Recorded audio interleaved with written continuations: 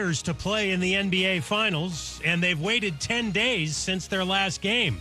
Game 1 against the Heat tonight in Denver, a Miami team that's only 72 hours removed from a Game 7 road win in Boston. Bam Adebayo. Biggest thing for us is I feel like we're prepared. We've been through so much adversity throughout this season, throughout the playoffs of ups and downs. I feel like we're ready for this moment. Bam Adebayo, the moment is just about here. Game 1 coverage at 7:30 Eastern on ESPN Radio and 8 Eastern on ABC TV. He did unretire once already, but Tom Brady will not play again in the NFL. Brady tells ESPN that becoming a minority owner in the league is a dream come true. He's now a part owner of both the Las Vegas Raiders and the WNBA's Las Vegas Aces. The Penguins hire Kyle Dubas as the team's new president of operations. It's Wrangler season out there. Open roads, endless horizons. Shop Wrangler.com for new denim styles made for your next adventure. Wrangler, for the ride of life.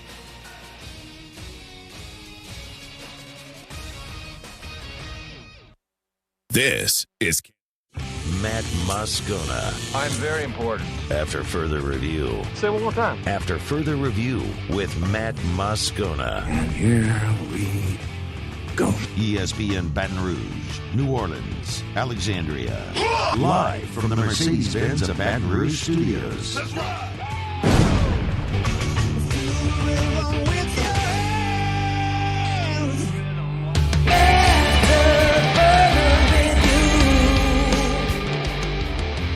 And welcome in to a Thursday edition of After Further Review presented by the Aesthetic Medicine and Anti-Aging Clinics of Louisiana. Musso in for Moscona another day. Moscona back on Monday as he enjoys the last remnants of vacation today and tomorrow.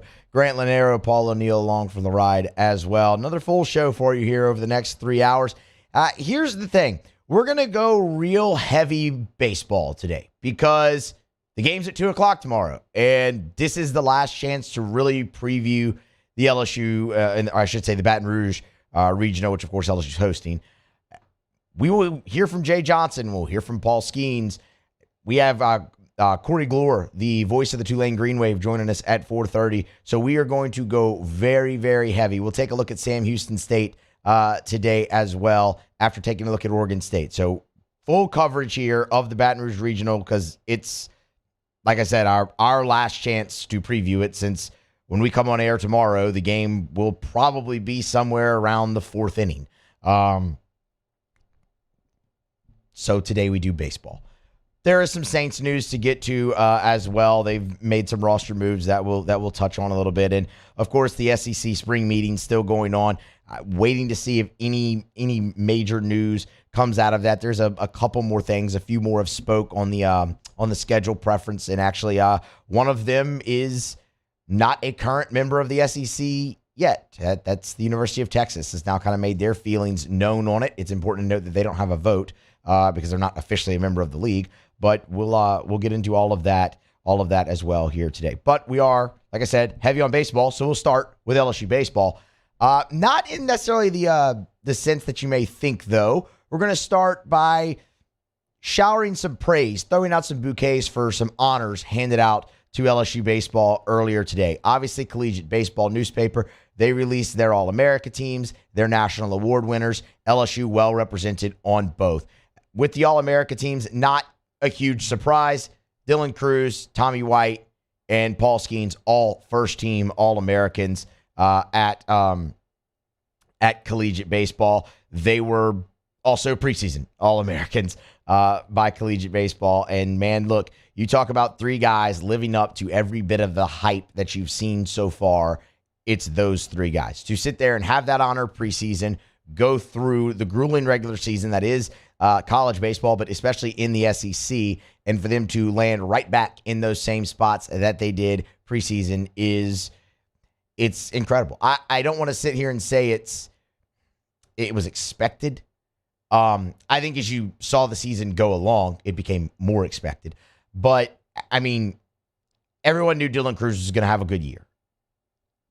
I don't think anyone saw Dylan Cruz hitting for a 420 average right now flirting with 500 the majority of the year.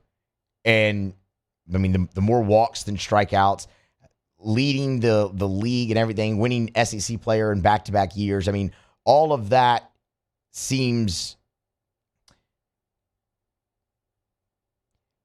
You couldn't have expected it, okay? That's just the point there. Tommy White, you hear all the hype, right? Guy comes in, Tommy tanks, 27 home runs as a freshman last year. Maybe the home run numbers aren't totally there. He's got 20 of them, but what's just been so incredible for Tommy White is the run production, the RBI. 91 RBI, has a legitimate chance here to drive in 100 runs for LSU, which has not been done since Brad Cressy did it back in 2000 when he drove in 106. So, I mean, those three guys, the fact that they've just come in and have been on history-making paces at LSU in year 3 with so much expectation is massive. And then there's Paul Skeens. And to go along with Paul Skeens' first-team All-American, he's also the National Player of the Year, which that's very, very significant. He's only the third LSU pitcher to receive that honor. Ben McDonald in 1989, and then Lloyd Peaver in 1992. Paul Skeens, though, it's not hard. You can look at all the numbers, and we will go dive into those a little bit here before this segment is over. But the mindset that this guy has shows why even more he's able to take home an award like that. And look, I think, again, that one, when Paul Skeens won SEC Pitcher of the Year, I called it a formality for a very long time. Because, I mean, it just was. Once you saw him carve through Arkansas and Tennessee, you knew there was no lineup in the country that solidified it. There's no lineup in the country that was going to be able to touch that guy on a consistent basis. And he was going to coast to that award. I think we all expected national awards to be a possibility for him. This is just the first one, and he won it and is an elite company. But again, the mindset that he has is part of this. Listen to his answer today whenever he was asked about winning National Player of the Year in college baseball. I think it's just a product of showing up every day and doing the work, but it's just, it doesn't mean anything. Winning means something. Doesn't mean anything. Winning means something. You hear guys so many times talk about individual awards and kind of, dismiss them. But, and sometimes you're like, okay, yeah, that's the answer you expect guys to give. But I mean, when you look at how Paul Skeens has carried himself his entire time here in this one season at LSU,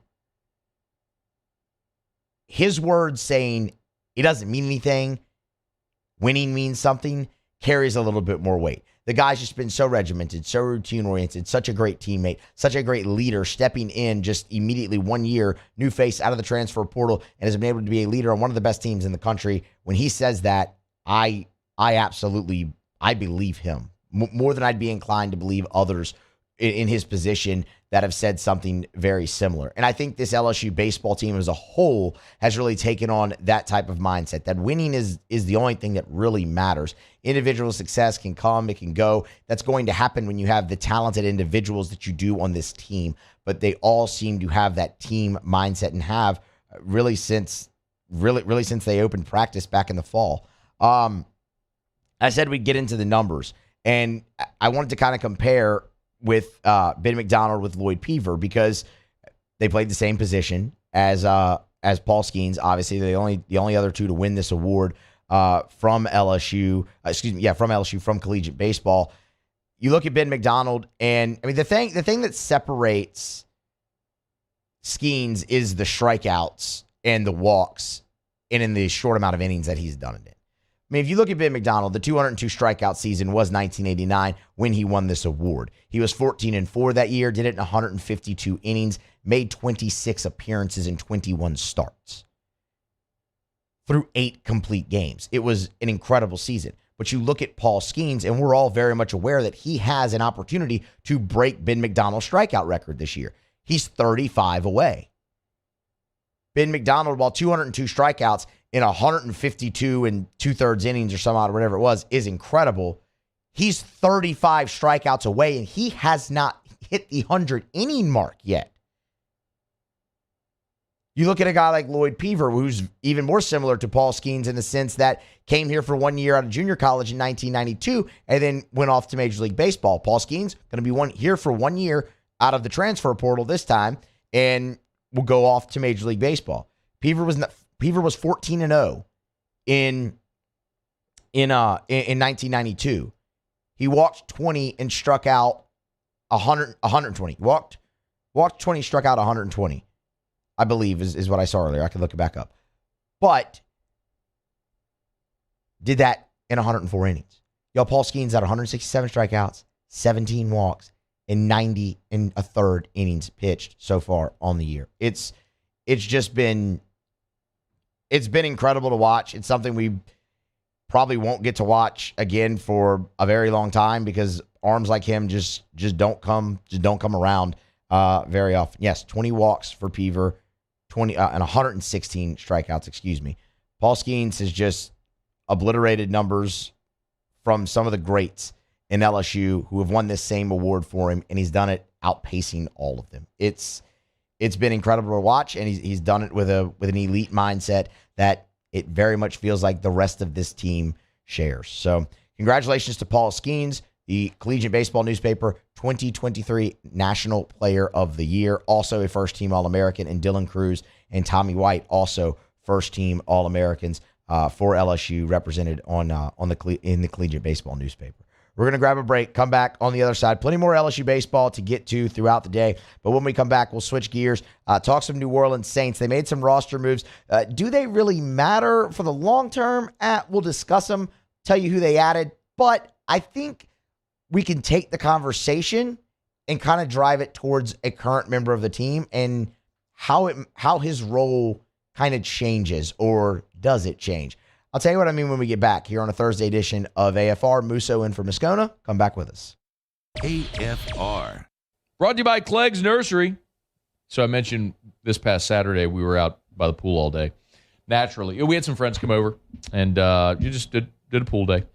And naturally, we had to have the outside looking good. So we went to Clegg's. Erica bought a whole bunch of flowers, put them in the patio pots all over the outside, some by the pool, one by the water feature on the pool, all that sort of stuff.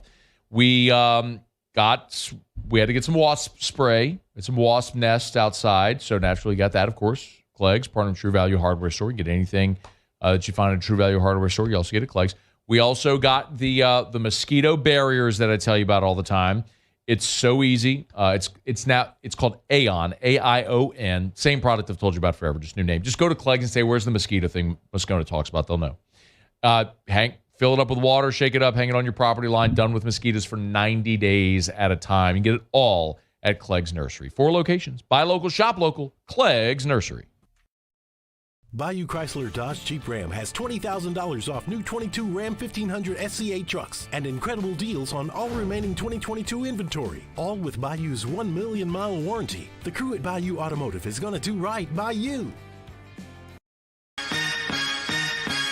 Turn my music high, high, high, high, yeah.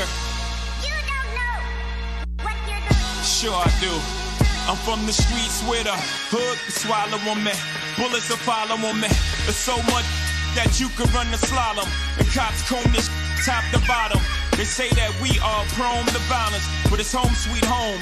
With personalities clashing, chrome meets chrome. Prices up and down like it's Wall Street.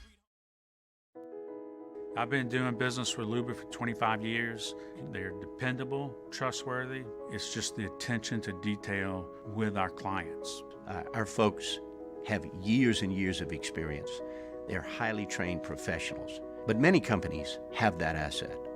What I'd like to think makes Luba a bit different is that we use those talents in a way that truly is dedicated to serving the needs of the folks who depend on us.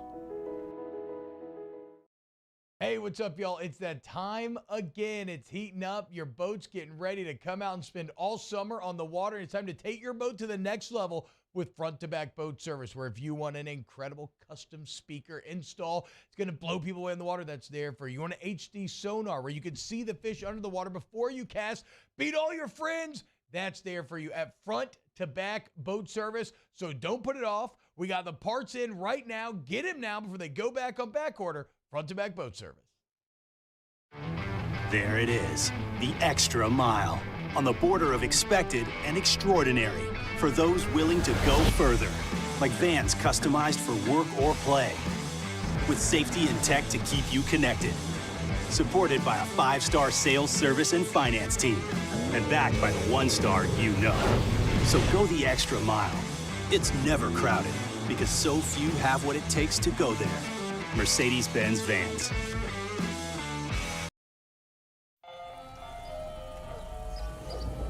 Hey there, little buddy. What's the matter? What's the matter? My windows, siding, and my door. That's what's the matter. Relief Windows can fix all of that. I got you. Pop, pop.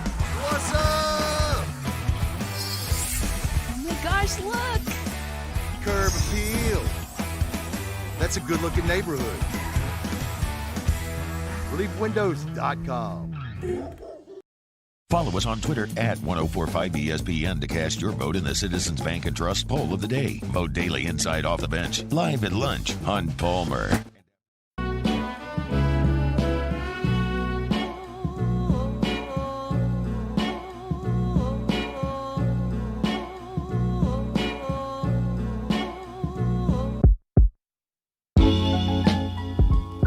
After further review with Matt Moscona, presented by the Aesthetic Medicine and Anti-Aging Clinics of Louisiana, Baton Rouge, Lafayette, and online at theantiagingclinics.com. ESPN Baton Rouge, New Orleans, Alexandria. Remind you about South Point Volkswagen, southpointvw.com, new and certified pre-owned in Baton Rouge and online at southpointvw.com. That's southpointvw.com.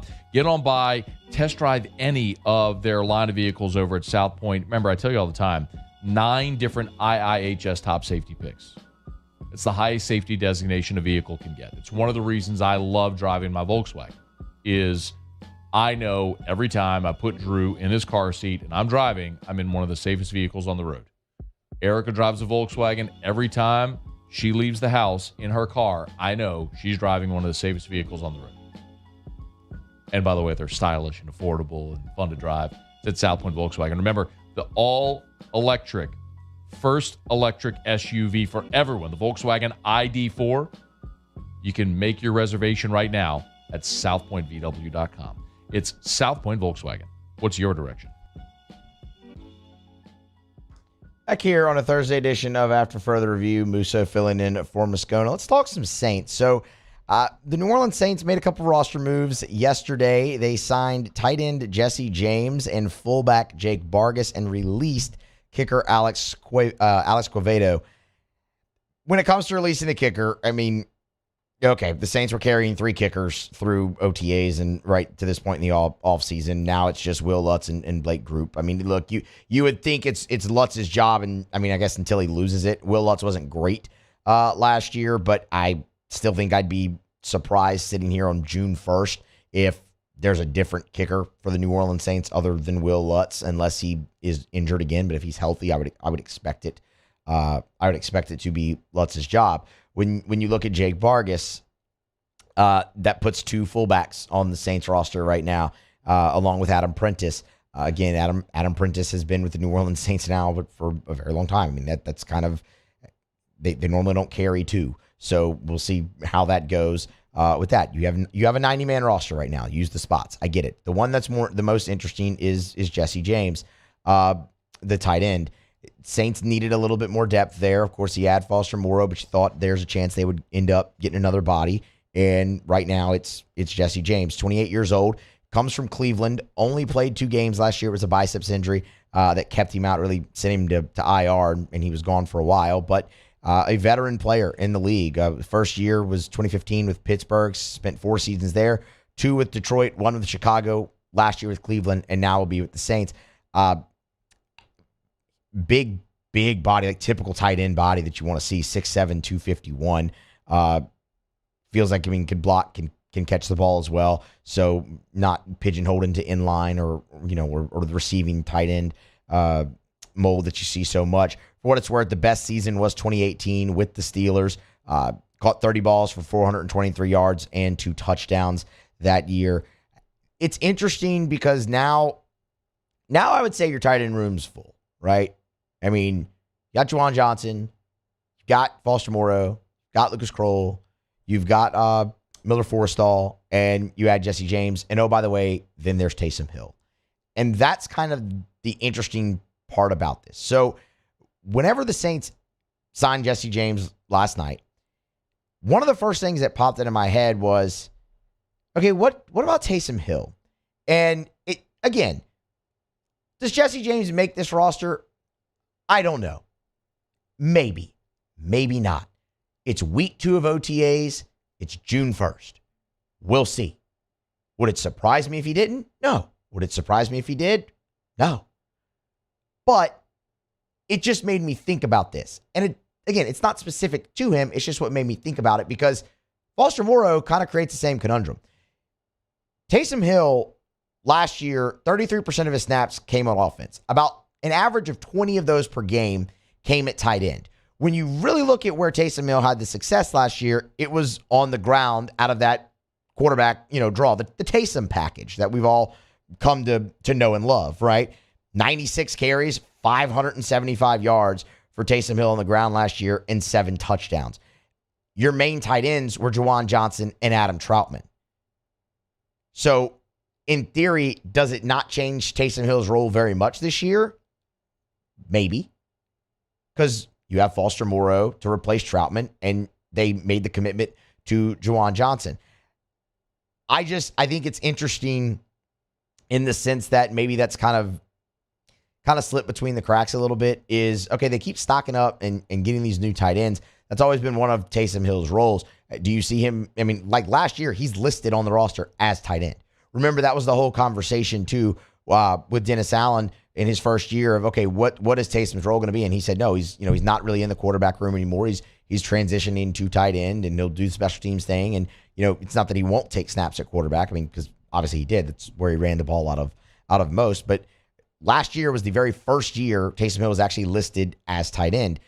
My thought process on that is, okay, so if Jesse James does make this roster, does Taysom Hill just go back to wide receiver?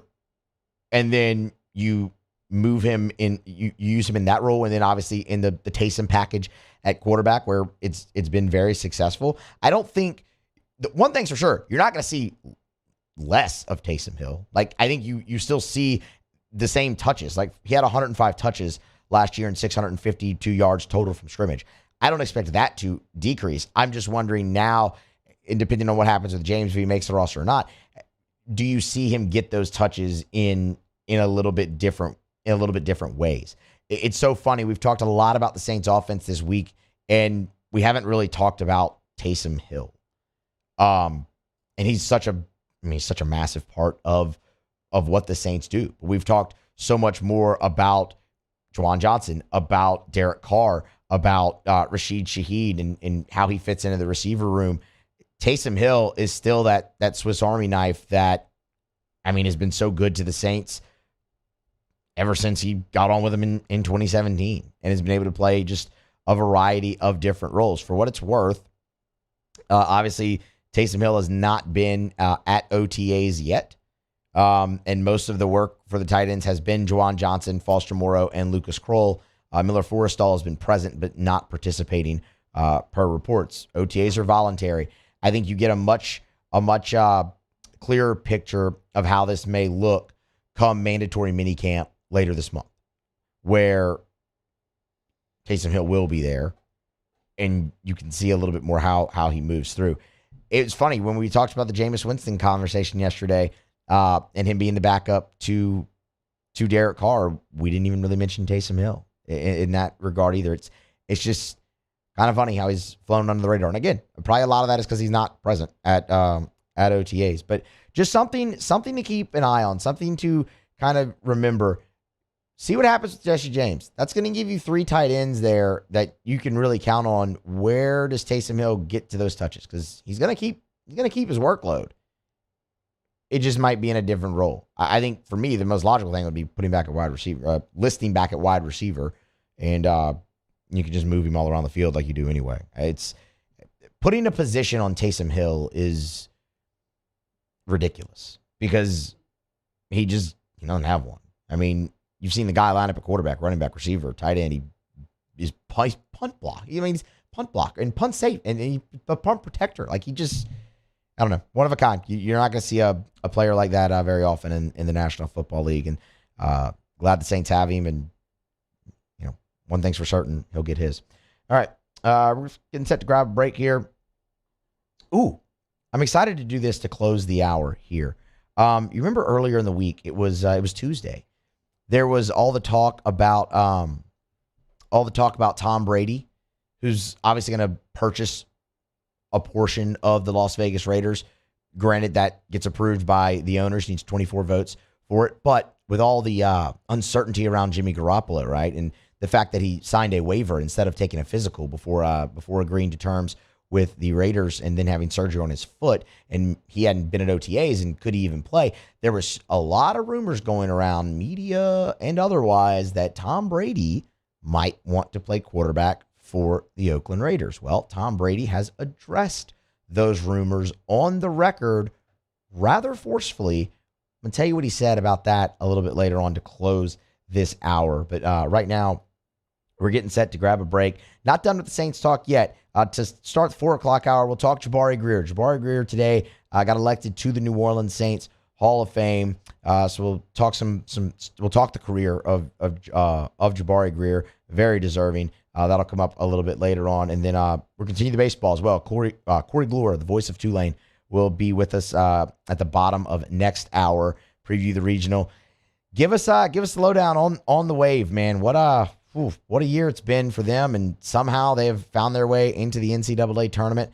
We'll ask them about the run through the AAC tournament. We'll talk plenty about how the regular season unfolded, how Tulane's different from the April meeting with LSU, how they set their pitching up, all of that with Corey Gloor. Looking forward to that conversation again about an hour from right now. Right now, we grab our second break of the day, come back on the other side, go around the SEC. Angel Reese making NIL headlines yet again.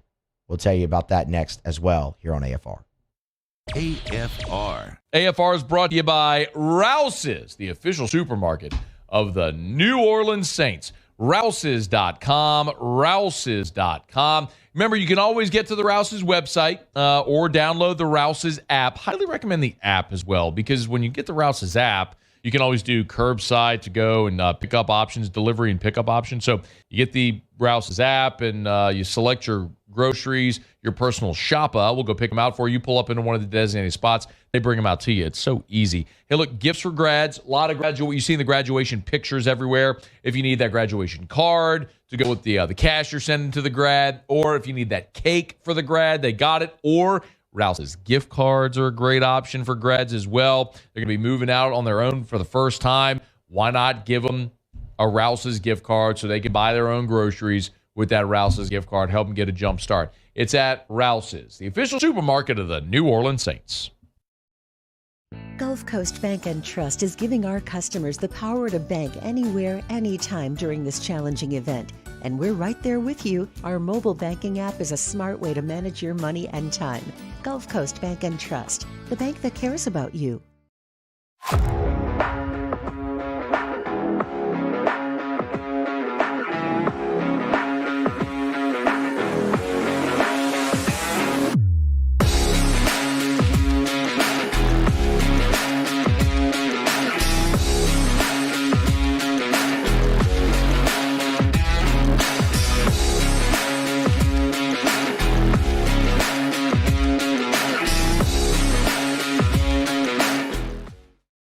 Gulf Coast Office Products is a nationally recognized Savin office equipment dealer based right here in Louisiana. Over 100 employees strong, Gulf Coast has the boots on the ground to support all vertical markets, from education, engineering, legal, and finance. With the latest in office technology, from desktop to production segment units, Gulf Coast and Savin have the perfect fit for you. Call 225-756-2644. That's 756-2644 for Gulf Coast Office Products.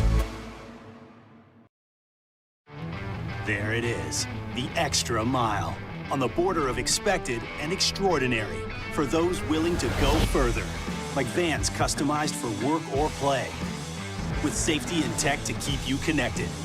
Supported by a 5-star sales, service, and finance team, and backed by the 1-star you know. So go the extra mile. It's never crowded, because so few have what it takes to go there. Mercedes-Benz Vans. Hey, what's up, y'all? It's that time again. It's heating up. Your boat's getting ready to come out and spend all summer on the water. It's time to take your boat to the next level with front-to-back boat service, where if you want an incredible custom speaker install, it's going to blow people away in the water, that's there for you. You want an HD sonar where you can see the fish under the water before you cast, beat all your friends, that's there for you at front-to-back boat service. So don't put it off. We got the parts in right now. Get them now before they go back on back order. Front-to-back boat service. I've been doing business with Luba for 25 years. They're dependable, trustworthy. It's just the attention to detail with our clients. Our folks have years and years of experience. They're highly trained professionals, but many companies have that asset. What I'd like to think makes Luba a bit different is that we use those talents in a way that truly is dedicated to serving the needs of the folks who depend on us. All right, let's say ah.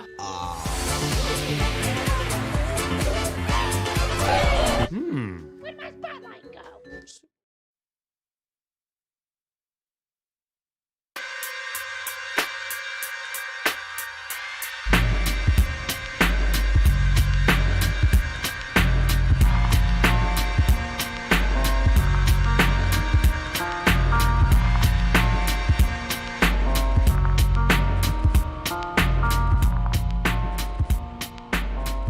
After further review with Matt Moscona, presented by the Aesthetic Medicine and Anti-Aging Clinics of Louisiana, Baton Rouge, Lafayette, and online at theantiagingclinics.com. ESPN Baton Rouge, New Orleans, Alexandria.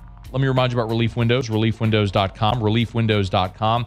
You know, I've talked about Relief Windows now here since 2015, and I love endorsing them and telling you about how great a company they are and great people that Brandon and Adrian Holly are, and every single measure tech and installer that may come to your house, how you can trust them and how they do exceptional work, how they've done work in my house. One thing we never talk about is price.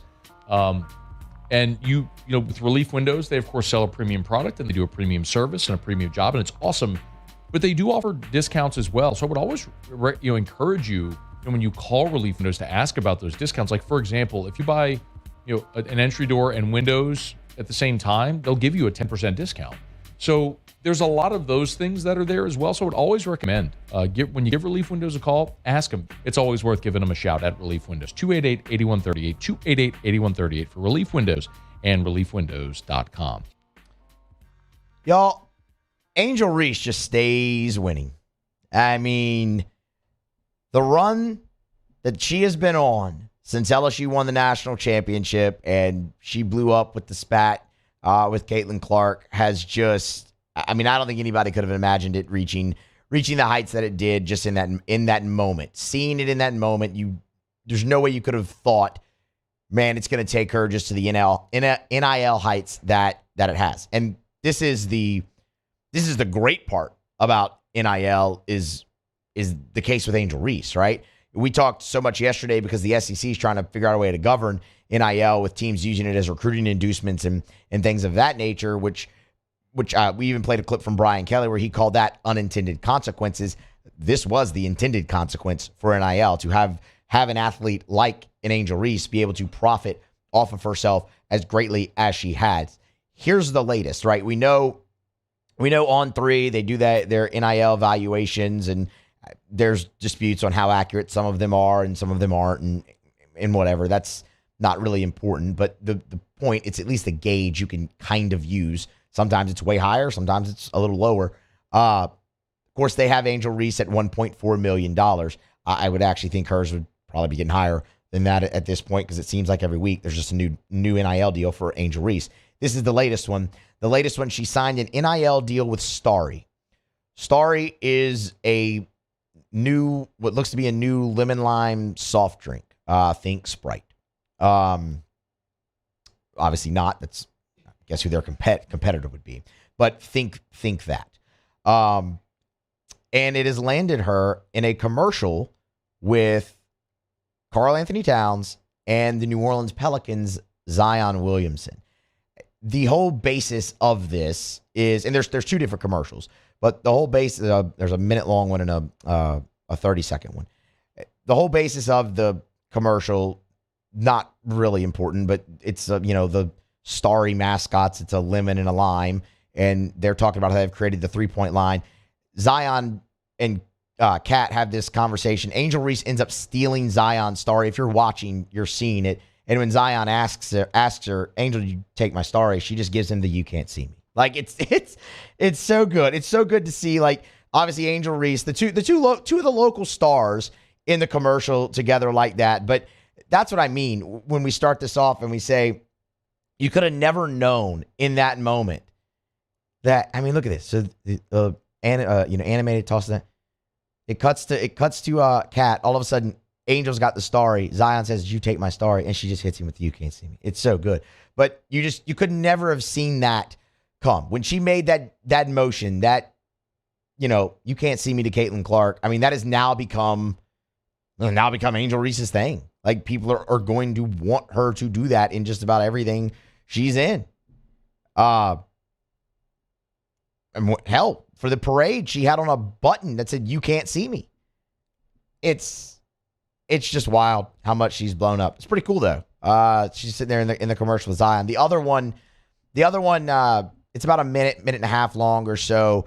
She has more lines than that. She ends up getting challenged to a 3-point shootout with one of the random people there. I don't know. I don't actually, it's just another girl in the crowd. It's Karl Anthony Towns and Zion kind of like leading an instructional workshop or whatever, and they bring out the mascots, and then one girl in the crowd challenges Angel Reese, and she knocks down like a half-court shot and gives the tagline. So, look, man, just really cool. More publicity for her, more publicity for LSU and the LSU women's basketball program, which has just been riding this insane heater that doesn't look like it's slowing down at all, because they're going to be pretty darn good this year as they go and try to defend their title. So congrats to Angel Reese on just more success, man. She has a chance to go down as one of the greats at LSU for sure. And NIL is going to help her do that even more, I do believe. All right. Right now, like we do every day at 3:30, we'll go around the SEC. Around the SEC, presented by Gulf Coast Office Products, excellence in imaging solutions. The Ole Miss Rebels. Ole Miss outfielder, well, I guess now former Ole Miss outfielder TJ McCants has decided to enter the transfer portal. McCants, a major contributor for the Rebels on their championship team in 2022, had home runs in the championship series. Also, a hit and a run scored in the decisive Game 2 victory as well. 2021 freshman All-American. He did struggle at the plate this season, batting just .232 and 154 in conference play. Received just 3 at-bats in Ole Miss's final 6 SEC games.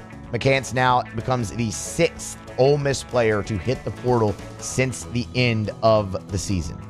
The Mississippi State Bulldogs. Mississippi State reserve first baseman and outfielder Vaughn Siebert has entered his name into the NCAA transfer portal.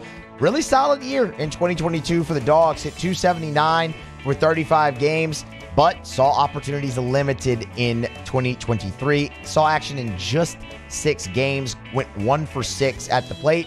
Vaughn Siebert is the 5th Mississippi State Bulldog to enter the transfer portal. The Arkansas Razorbacks. Hogs guard Devontae Davis has pulled his name out of the NBA draft and will return to Fayetteville for his senior season.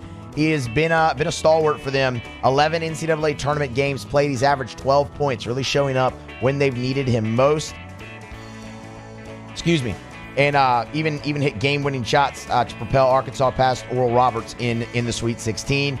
This was big. Arkansas got gutted a little bit by the draft process here, and now Eric Musselman gets a veteran guard to return and be a leader for him on the court as the Hogs look for another very successful season on the Muss bus. The Missouri Tigers. And while Devontae Davis announced he's coming back to Arkansas, Kobe Brown announced that he is actually leaving Missouri and staying in the NBA draft. The projected second-round pick by most sources saw his draft stock really rise throughout this past season, I should say. He led Missouri in scoring and rebounding. But what really did the trick was the improvement he made behind the arc. That's what NBA scouts have taken notice of and called the missing piece in his game. Shot after not making more than 23 pointers, I should say, in his first 3 seasons, he shot 45% from behind the arc this year and made 51 threes. Kobe Brown off to the NBA, foregoing his final year at Missouri. That's Around the SEC. It's brought to you by Gulf Coast Office Products. Excellence in Imaging Solutions. They bring you Around the SEC every single day here on After Further Review. All right, getting set to hit our final break here of the first hour. It's flown by, honestly, here. Musso sitting in for Moscona. Scone is back on Monday. So family Scone packed up, went down to the beach. I believe they're back, actually, though, now. But Scone is still on vacation. He's soaking up the last few days, man. Can't blame him. It's going to get real busy for Scone when he gets back here. Real busy for Scone when he gets back here. So he'll be back on Monday, recapping everything that he missed while he was out. Paul, we do this every time, too, when Scone's out. Something big always happens. Have we kind of steered clear of that so far this week? I would say so. So far, yeah. I can't think of anything that, popped Yeah, off I mean, the Saints signed a tight end, but, we don't really even know if he's going to make the roster or not when it comes to time for it. So maybe that doesn't necessarily count. SEC meetings, while there's been a lot of hoopla around them, nothing really substantial has come out of them yet. Yeah, I would say that would be the biggest thing that could happen. I think so. I mean, LSU didn't sign a player or anything like that, or get a commitment. No coaches were fired. No coaches were fired. I think he's in the clear so far. We'll see. SEC meetings, we still have time there, but so far so good that Scone hasn't missed any major news when he's out, like normally happens when he's not here and leaves me in charge to run the show and have the inmates kind of take over the asylum. So. He's in the clear there. We're going to grab a break, come back on the other side. Tom Brady has made it known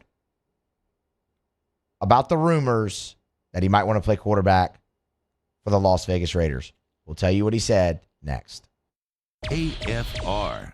Brought to you by New Orleans Flooring, online at nolaflooring.com. 2 locations, Metairie and, of course, Airline Highway in Prairieville. If you're going south on Airline in Prairieville, you pass the Walmart, look to the right. You can't miss it. It's New Orleans Flooring. Go to nolaflooring.com, nolaflooring.com. The thing that really sets them apart, they've got amazing people. You can go see Terrell. You can go see Big Sean. Great people there. They got everyday low prices. You can get the free in-home estimate. They got the mobile showroom. You can get inspired there on the website. It's a great resource to go to. Financing is available. But what sets them apart more than anything is they cut out the middleman. Because they have more than 1 million square foot of product in stock, they cut out the middleman and they can give you the best price. I mean, you're talking about saving 40, 50, 60% on flooring. Go where the pros go. Go to New Orleans Flooring. That's nolaflooring.com. 2 locations, Metairie and Prairieville, and online at nolaflooring.com. I'm Chris Nakamoto, and here's what I'm working on for my stories on WBRZ Channel 2 tonight. A nursing home with a history of problems is once again under the microscope after the family of a woman who died alleges she was neglected there, while some are saying those in charge acted too little too late. because this facility was already on everyone's radar. What people want to see happen now. I'm Chris Nakamoto from WBRZ. Watch more tonight on WBRZ Channel 2.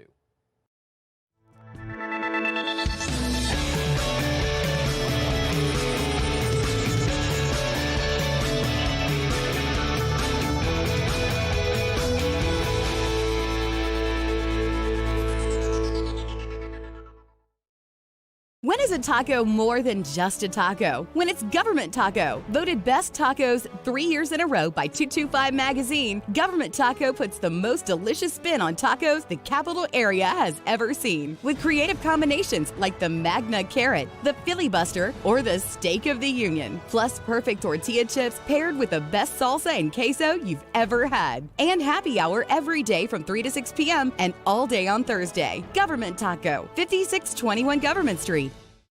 Hello, Samantha, dear, I hope you're feeling fine. And it won't be long until I'm with you all the time. But until then, I spend my money up right down on my last dime. Oh, in Baton Rouge.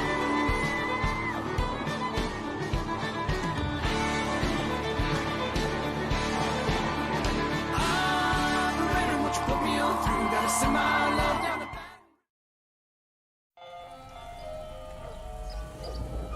Hey there, little buddy.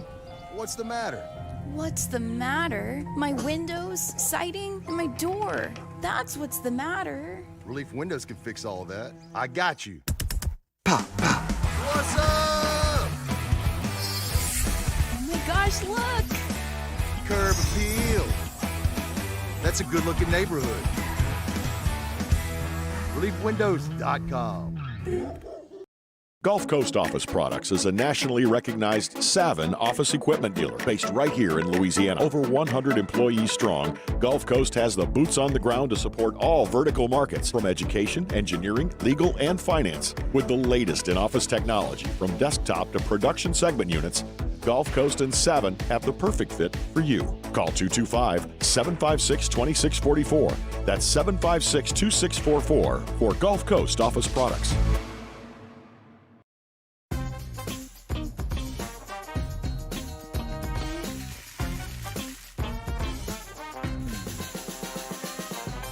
The best kept secret in town is out.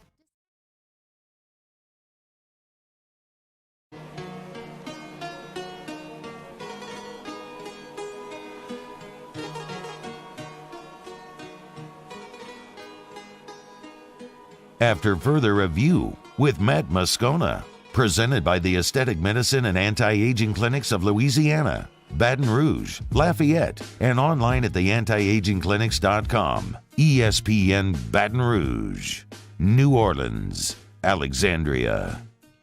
So ever since Tom Brady announced his retirement this past offseason, fair to say there's been a lot of doubt?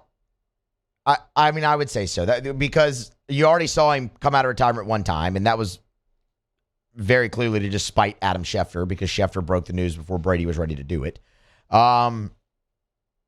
But because you've seen him do it once already, you kind of do always have to ask the question in the back of your mind, is he really done? And not to mention, you've seen plenty of past NFL players, NFL quarterbacks, and players in general come out of retirement. Look at Rob Gronkowski. Obviously, Brett Favre, right? I mean, there was a long-running joke there with Favre retiring and unretiring and things of that nature too. The latest instance of this, or actually, let me back up.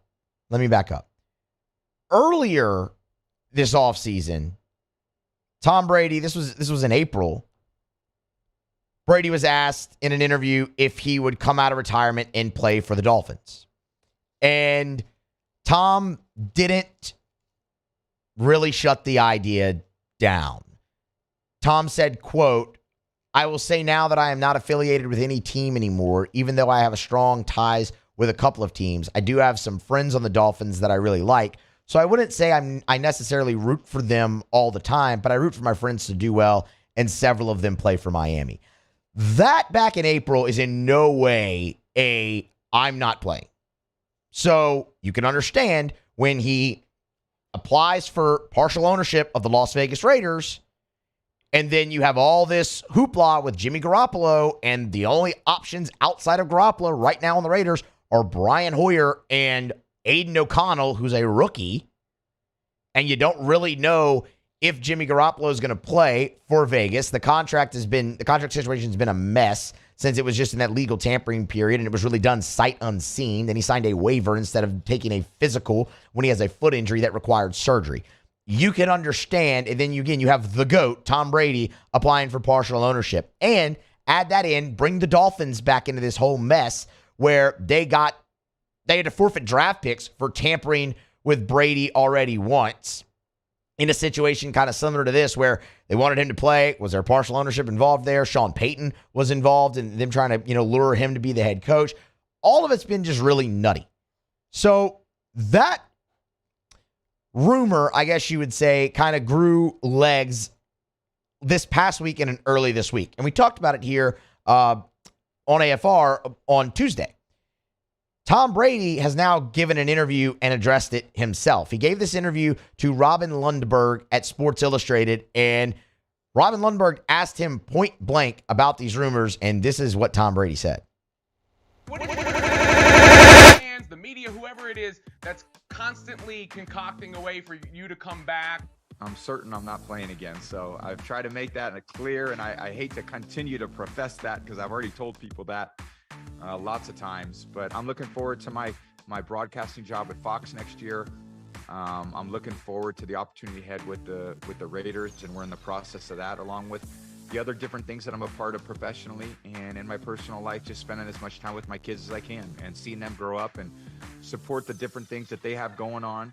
And that's a very important job, and I take them all pretty seriously. What is your message? That's a lot different than the answer he gave when he was asked about the Dolphins, isn't it? And we know why the answer is a lot different, and we'll get to that. But the thing that he said in there, I'm certain I'm not playing again. That's definitive. I am certain I'm not playing again. But he did also say he hates to continue to profess that because he's already told people a lot of times. But we also just shared the answer with you that he gave when asked about the Dolphins just a couple of months ago in April. It was very different. Now, the reason Tom Brady is being so definitive on it this time is another part of that answer, where he mentioned, I'm excited for what's to come with the Las Vegas Raiders. Tom Brady wants to own part of that team, and he knows that if there's even a threat of him playing, that's not going to happen. He needs 24 owners, 24 out of the 32 owners to vote yes for his partial ownership to be approved. More of them were going to be inclined to vote no if they actually thought there was a chance of him coming back, because it's the conversation we had on Tuesday, where if he were to own part of the Raiders, something happened to Jimmy Garoppolo, and then he wants to play, that's a guy who would have been able to be in meetings, who would be familiar with the personnel on the team already. It would be like he's just stepping in. And you've seen cases of that throughout the NFL already in history, and they've all gotten shut down, right? The Eagles in 2009 wanted to sign Matt Nagy, who was an assistant coach for them. In the COVID year, when the Broncos had no quarterback and they were playing the Saints, they wanted to elevate and sign 2 assistant coaches so they could play quarterback, and the NFL shut that down. The same thing would have happened here. There was a report out there from the Vegas Review-Journal that if Tom Brady wanted to play after owning part of the Vegas Raiders, that it would require all 32 owners to say yes. So Brady knows what he's doing here. That's as definitive and as blunt as he's been when asked about coming out of retirement since retiring for a second time, saying, quote, I'm certain I'm not playing again. I'll say what I said Tuesday one more time here. I think Tom Brady is done. I don't think he's playing again.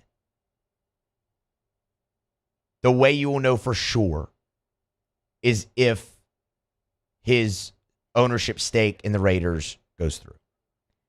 That's how you know for sure. Because if he fully dives into that, he's given up on coming back to football, at least for now, because no owner is going to vote to allow him to play after he's already been in that organization and been spending time in that organization and would just be able to step right in. That would never happen. So I do. I think he's done. I thought he was done anyway. Brady had always said he wanted to play until 45. He's there. So I guess we can close the book on that for now. But I would not be surprised if this gets drugged back up again at some point while he's retired. Because fact of the matter is, Tom can still play. Like, Tom's still really good. His team just stunk last year.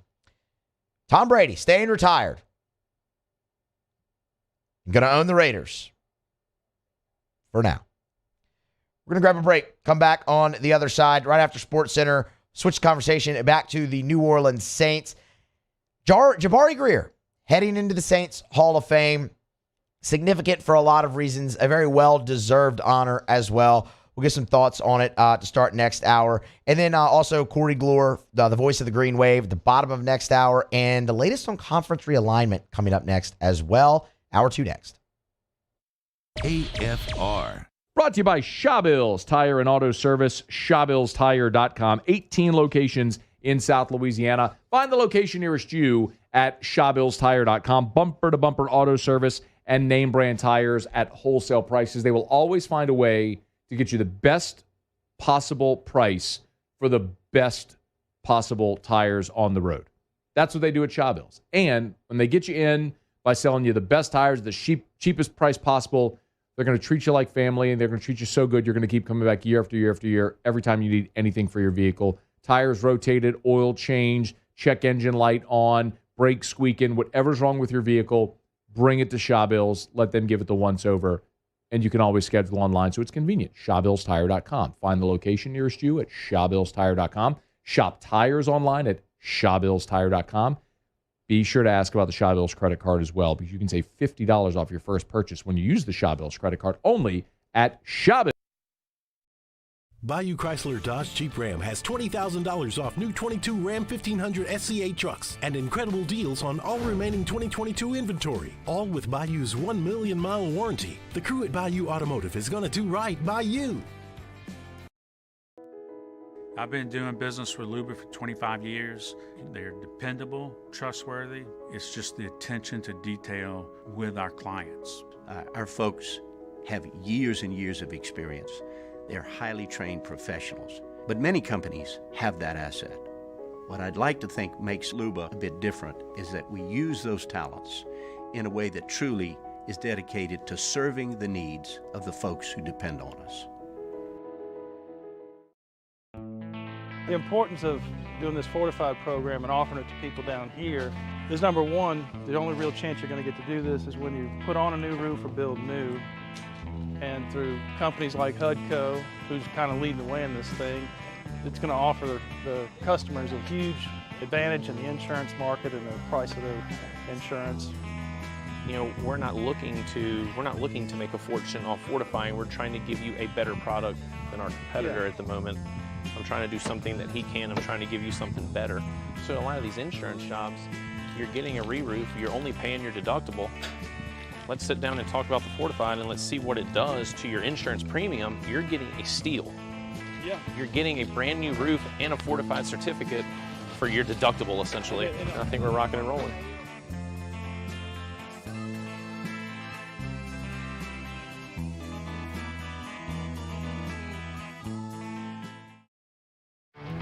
There it is, the extra mile, on the border of expected and extraordinary, for those willing to go further, like vans customized for work or play, with safety and tech to keep you connected, supported by a 5-star sales, service, and finance team, and backed by the 1-star you know.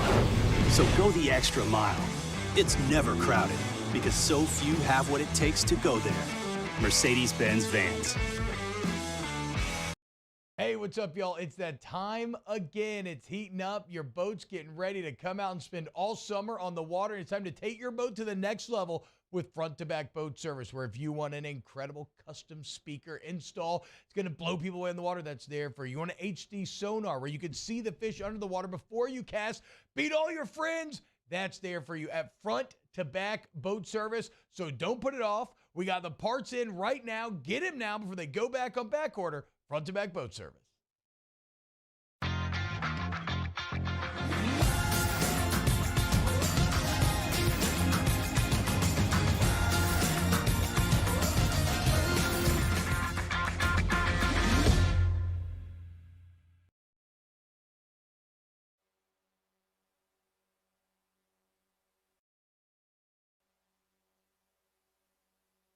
This is SportsCenter. I'm Doug Brown. Over the last 5 years, the Nuggets have won 9 of their 10 games against the Heat. Both games this season were close, a 4-pointer and a 5-pointer. Tonight, it's Game 1 of the NBA Finals in Denver.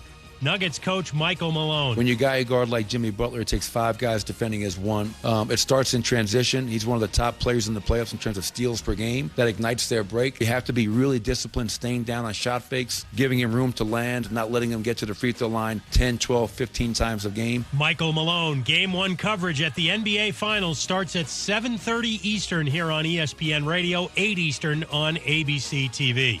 NBA referee Eric Lewis will not be working at the finals. The league is investigating whether Lewis used Twitter to defend himself and other officials from criticism. Lewis worked the finals the last 4 years. He last worked Game 1 of the Western Conference Finals. The Yankees activate DH Giancarlo Stanton, third baseman Josh Donaldson, and right-hander Tommy Kahnle. It's Wrangler season out there. Open roads, endless horizons. Shop Wrangler.com for new denim styles, made for your next adventure. Wrangler, for the ride of life.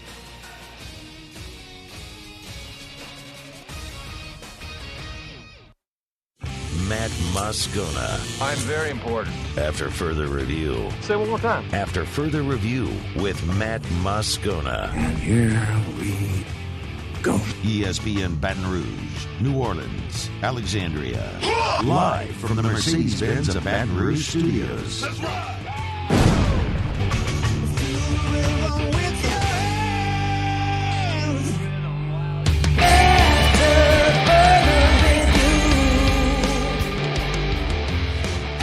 Welcome back in. Hour number 2 of After Further Review here on this Thursday, presented by the Aesthetic Medicine and Anti-Aging Clinics of Louisiana.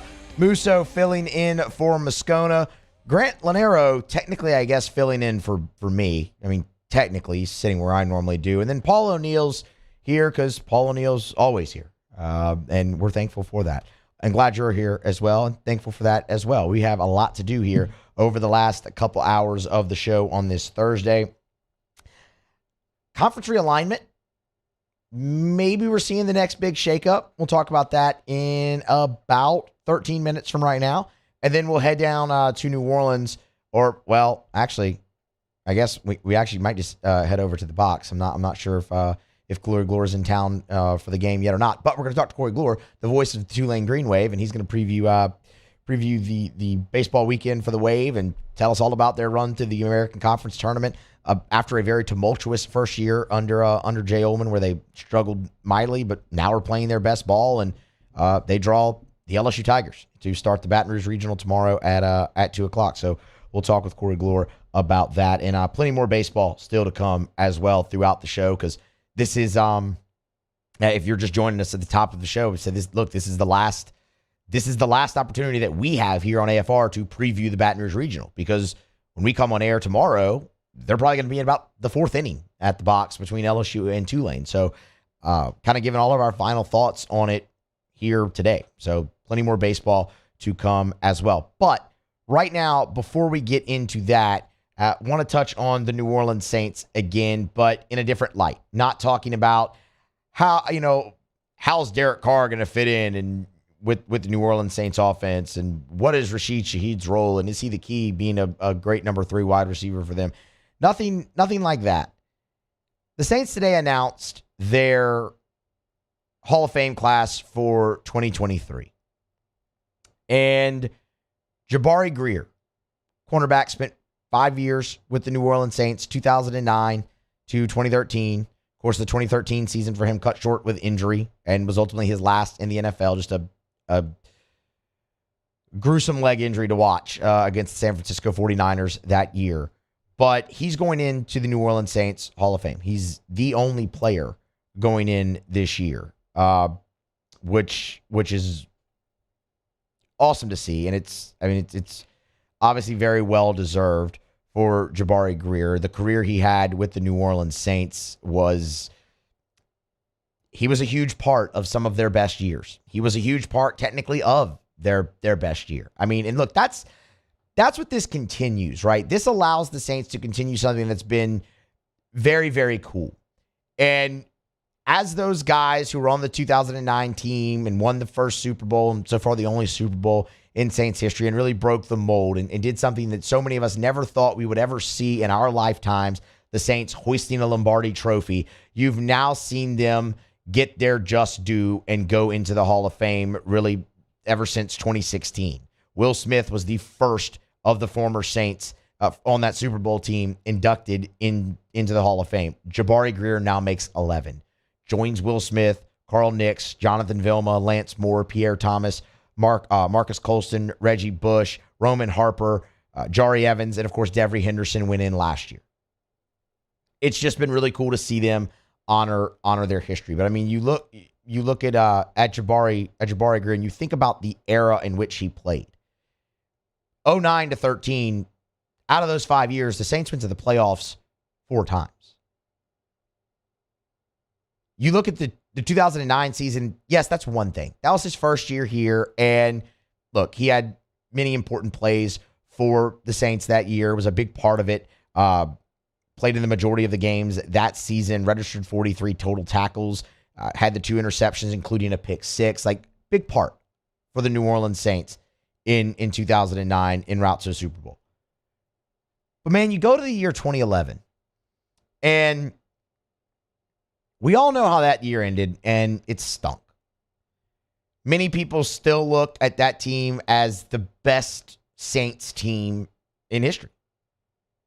And, you know, the Niners eliminated them, and Vernon Davis and all that, and that, again, that sucked. This is a happy occasion here that we're talking about. Best Saints team in history looked upon by many.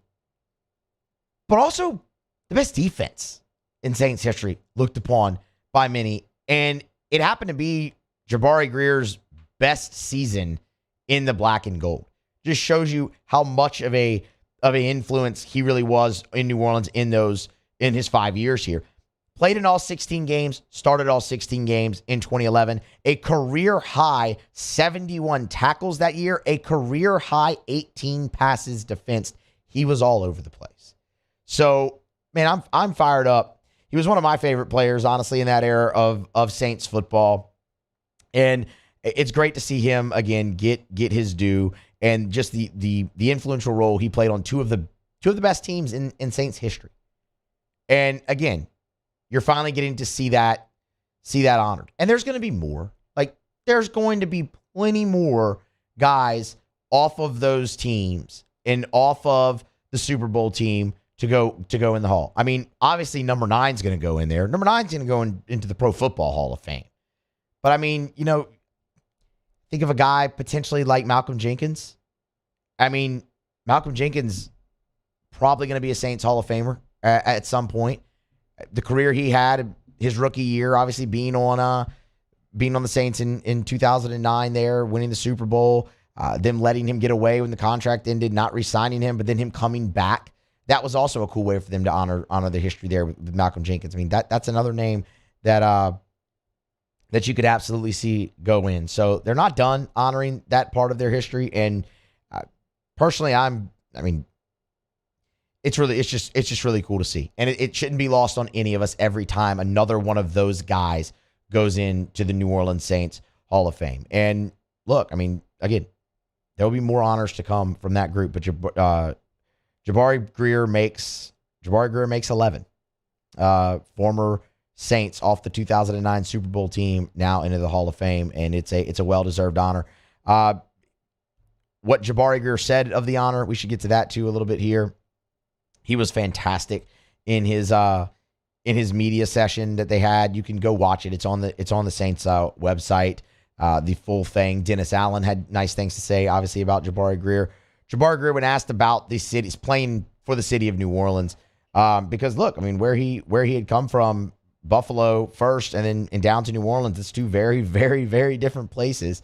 And he had nothing but great things to say. Quote, "This is a city that loves its people, and because they love its people so well, they love their team. I came to the best place on earth to play football," end quote. He talked about his late wife a lot throughout it as well, and how much the Hall of Fame really would have meant to her as an honor, and she passed away in 2020. So just a great thing to see for another former Saint great in Jabari Greer, one who will go down in history because he was on two of the greatest teams in the history of the New Orleans Saints and had his best years of his career as a member of the New Orleans Saints. He's the 11th player from the Super Bowl team inducted. He will not be the last. Grab a break here. Come back on the other side. Conference realignment. It's been quiet, but one team out west is changing all of that. We will tell you who and why when we return next on AFR. Thursday shows are brought to you by the Aesthetic Medicine and Anti-Aging Clinics of Louisiana. Musso in for Moscona. Come back with me. AFR. Love telling you about Hudco Roofing, HudcoRoofing.com. Do business with someone you know. That's us, Hudco Roofing, HudcoRoofing.com. Check us out online. I tell you all the time as well, if you want to email me directly, you can. It's Matt@HudcoRoofing.com. I'm happy to help facilitate anything that you may need. Trust me, you don't want me on your roof, but I certainly know the people within our business, our company, that you would love to have on your roof. It's Hudco Roofing. Tell you every day, do business with someone you know. The thing I got to stress, fortified roofing. With a fortified roof, you can save as much as 52% on your homeowner's insurance, depending on who your insurance provider is. As much as 52% you could save on your homeowner's insurance with a fortified roof. You got to learn more about this, y'all. We'd love to explain it to you, how you can save money, how you can protect not only your family, but your home, your belongings on the interior as well. Go to HudcoRoofing.com, click the Fortified tab. If you want to learn more, give us a shout. 364-1007, 364-1007. Or HudcoRoofing.com. Do business with someone you know, Hudco Roofing and HudcoRoofing.com. There it is, the extra mile, on the border of expected and extraordinary, for those willing to go further, like vans customized for work or play, with safety and tech to keep you connected, supported by a 5-star sales, service, and finance team, and backed by the 1-star you know. So go the extra mile. It's never crowded because so few have what it takes to go there. Mercedes-Benz Vans.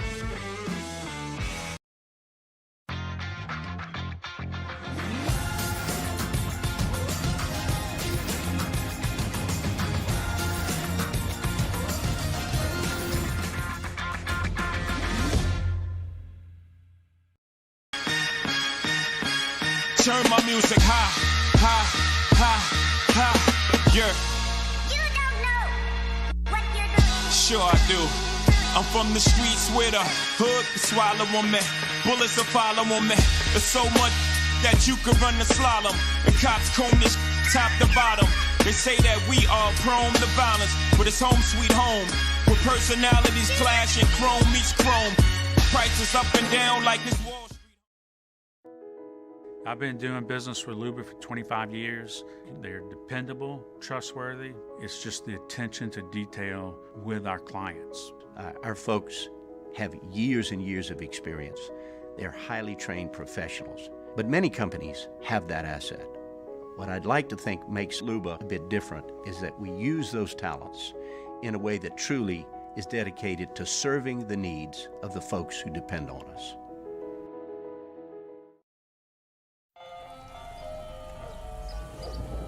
Hey there, little buddy. What's the matter? What's the matter? My windows, siding, and my door. That's what's the matter. Relief Windows can fix all that. I got you. Pop, pop. What's up? Oh my gosh, look! Curb appeal. That's a good-looking neighborhood. ReliefWindows.com. Gulf Coast Office Products is a nationally recognized Savin office equipment dealer based right here in Louisiana. Over 100 employees strong, Gulf Coast has the boots on the ground to support all vertical markets from education, engineering, legal, and finance. With the latest in office technology, from desktop to production segment units, Gulf Coast and Savin have the perfect fit for you. Call 225-756-2644. That's 756-2644 for Gulf Coast Office Products.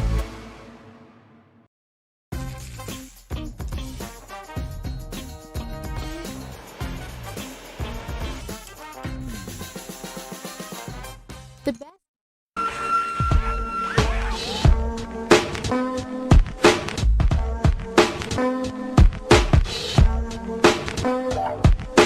After further review with Matt Moscona, presented by the Aesthetic Medicine and Anti-Aging Clinics of Louisiana, Baton Rouge, Lafayette, and online at theantiagingclinics.com. ESPN Baton Rouge, New Orleans, Alexandria. Always a pleasure to tell you about our friends at the Williamson Eye Center. Check them out online at williamsoneye.com. They've got locations all over the greater Baton Rouge area. On the Baton Rouge General Campus, you turn off a Bluebonnet onto Picardy, you make that right, and then right there at the stop sign, the building on the right, the first 2 floors, that's the Williamson Eye Center. State-of-the-art dry eye center, and it's full service. Of course, they have their state-of-the-art surgery center there where you can have your LASIK or whatever surgical procedure you're having, but they have your standard annual eye exam as well at the Williamson Eye Center. Learn more at williamsoneye.com. The thing I tell you every day is take the advice that I was given and change your life. To give yourself the gift of sight is absolutely incredible. If you're someone like me who spent your life with contacts or glasses, there is a way to be done with it forever. WilliamsonEye.com. Go see Dr. Blake Williamson for that free consultation. 924-2020. 924-2020 or WilliamsonEye.com for the Williamson Eye Center. So we kind of continued the conversation there off of Jabari Greer going into the Hall of Fame and which members of the 2009 Saints Super Bowl team still remain to kind of be inducted. And, just in that segment, we had mentioned Drew Brees, Malcolm Jenkins as 2 of the first ones. There's a lot of guys that we came up with in that break, and one of them is Tracy Porter.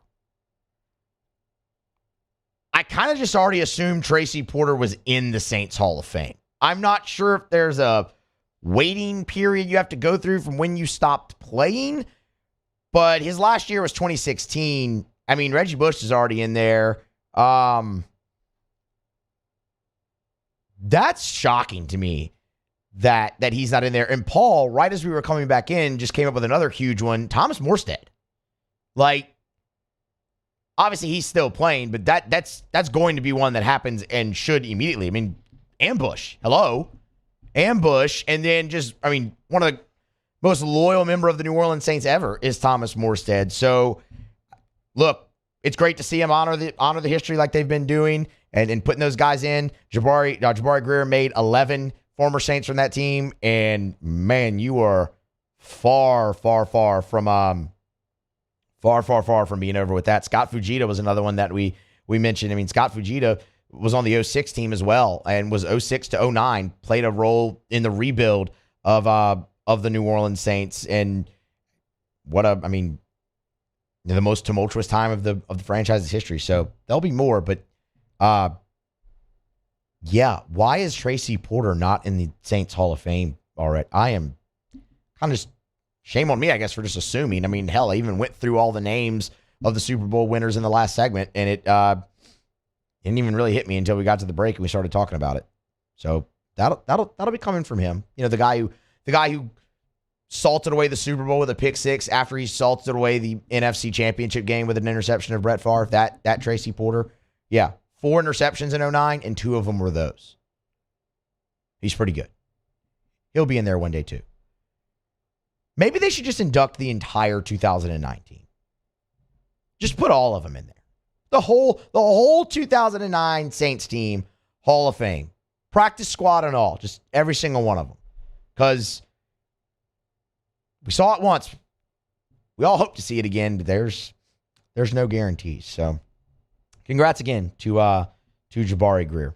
All right, switch gears here and talk about what we were originally supposed to talk about in this segment before we get to Corey Gloor to talk LSU-Tulane at the bottom of this hour. Conference realignment. Man, it exploded, right, when Texas and Oklahoma said they were coming to the SEC. And then USC and UCLA follow up that, leaving the Pac-12 for the Big Ten. Both of those moves will take place and become official next year in 2024, next summer. But after that, it had kind of quieted down, hadn't it? Well, the Colorado Buffaloes have broken that silence in a big way. So, I can't remember which time it was that I was filling in for Scone recently, but it was one of them. And we had talked about the Pac-12 and their lack of a media rights deal. And honestly, their lack of action in securing a media rights deal. It's been very quiet from George Kliavkoff and the Pac-12. So they don't have one right now, and that's got other leagues like the Big Ten looking at more guys in the in looking at more teams, I should say, in their conference, namely Washington and Oregon, and maybe even Cal and Stanford. To the Big Ten's real big on their academics. But Colorado is flirting heavily with the Big 12 as we speak. Dennis Dodd from CBS Sports or yesterday, I should say, dropped this doozy that Colorado holds, quote, substantive talks with the Big 12 as Buffaloes consider leaving the Pac-12. Obviously, Colorado, former member of the Big 12. I mean, they were a legacy member of the Big 12 before they left out to go to the Pac-12 a few years ago. They're in wait-and-see mode. But they're kind of already seeing. So Colorado and the Big 12, not only they've met face-to-face and have been involved in consistent talks over a period of several months, according to this article by Dennis Dodd. That's according, he cites multiple sources. But it is also clear that the Big 12, move to the Big 12 would not be made without the full support of head coach Deion Sanders. The Fiesta Summit was earlier this month in Scottsdale, Arizona, and Colorado's rumored Big 12 interest was the talk of that entire event. So much as the Oklahomans' Barry Tamel last week reported, quote, Colorado is ready to commit to joining the Big 12 soon. It looks like they could be the next domino to fall and end up back ultimately where they started. And first of all, it'd be a great move for the Big 12. Colorado's never been hotter than they are right now because of Deion.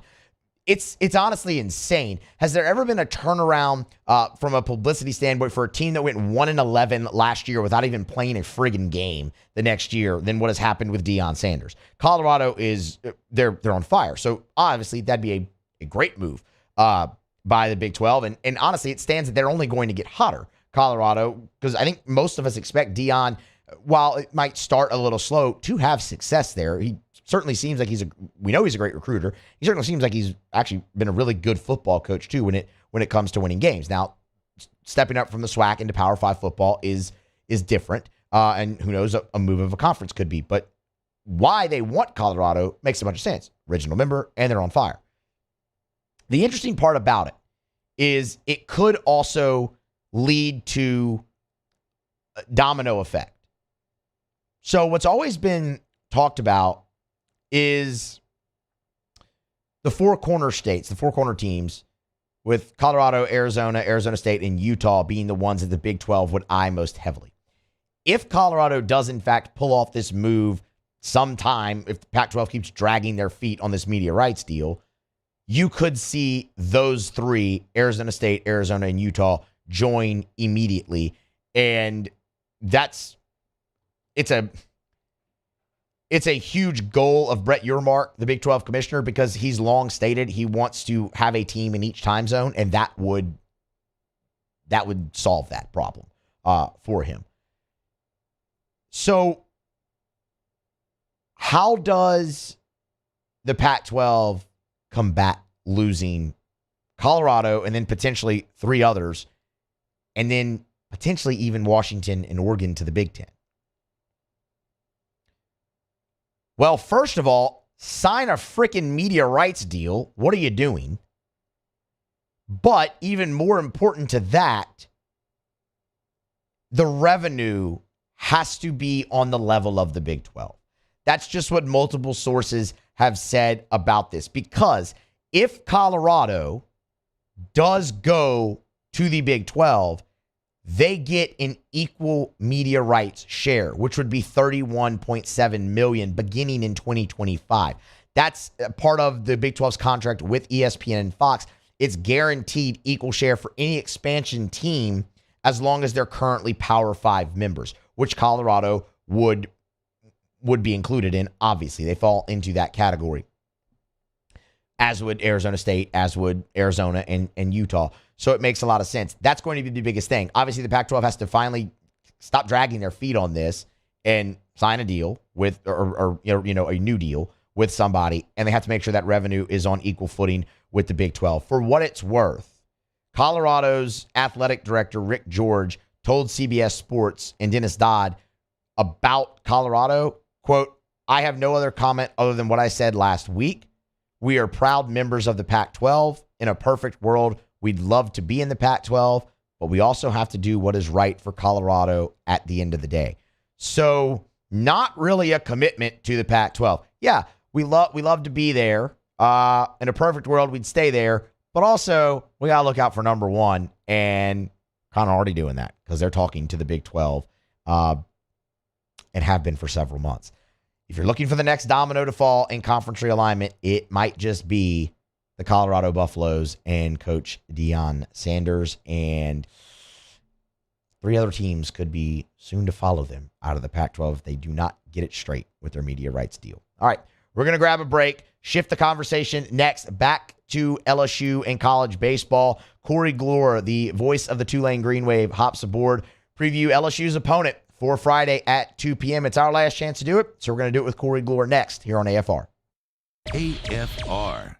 Buying or selling commercial or residential, call Darren James and get your home sold. A lot of people think, you know what, I'm just going to do the for sale by owner route, save the commissions. Well, a couple things. Number one, commissions are negotiable. If you're not aware of that, no matter who you hire to be your realtor, commissions are negotiable. So negotiate commissions. Darren encourages that, by the way. Also, 73%, nearly 3 out of 4 people that list their home for sale by owner end up hiring a realtor for a variety of reasons. Maybe it's not exactly sure how to price your home. Maybe you just can't be home for the showings at all times. That's why you got to hire Darren James. On the Wall Street Journal's list of the top 1% of realtors in America. Why would you hire anyone other than the best? You wouldn't. 335-7666 or agent225.com. Think real estate, think Darren James. Bayou Ford has $15,000 off plus 0.9% APR for 60 months on all new 22 Ford F-150 SCA trucks and incredible deals on all remaining 2022 inventory, all with Bayou's 1 million mile warranty. The crew at Bayou Ford is going to do right by you.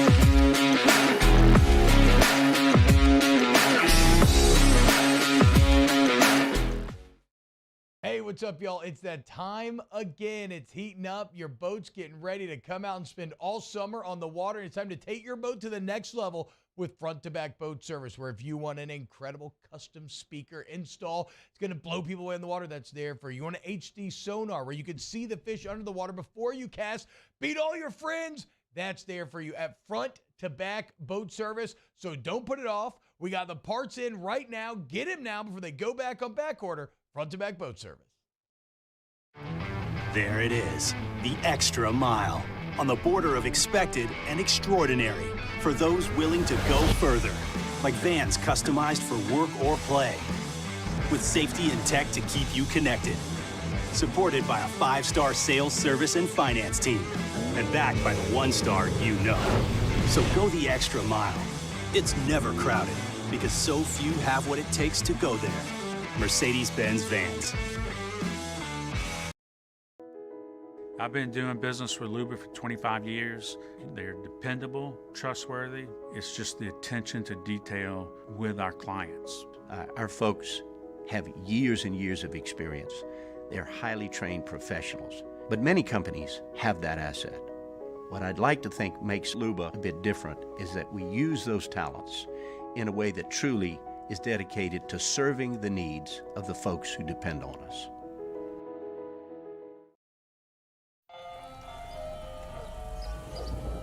Hey there, little buddy. What's the matter? What's the matter? My windows, siding, and my door. That's what's the matter. Relief Windows can fix all of that. I got you. Pop, pop. What's up? Oh my gosh, look! Curb appeal. That's a good-looking neighborhood. ReliefWindows.com.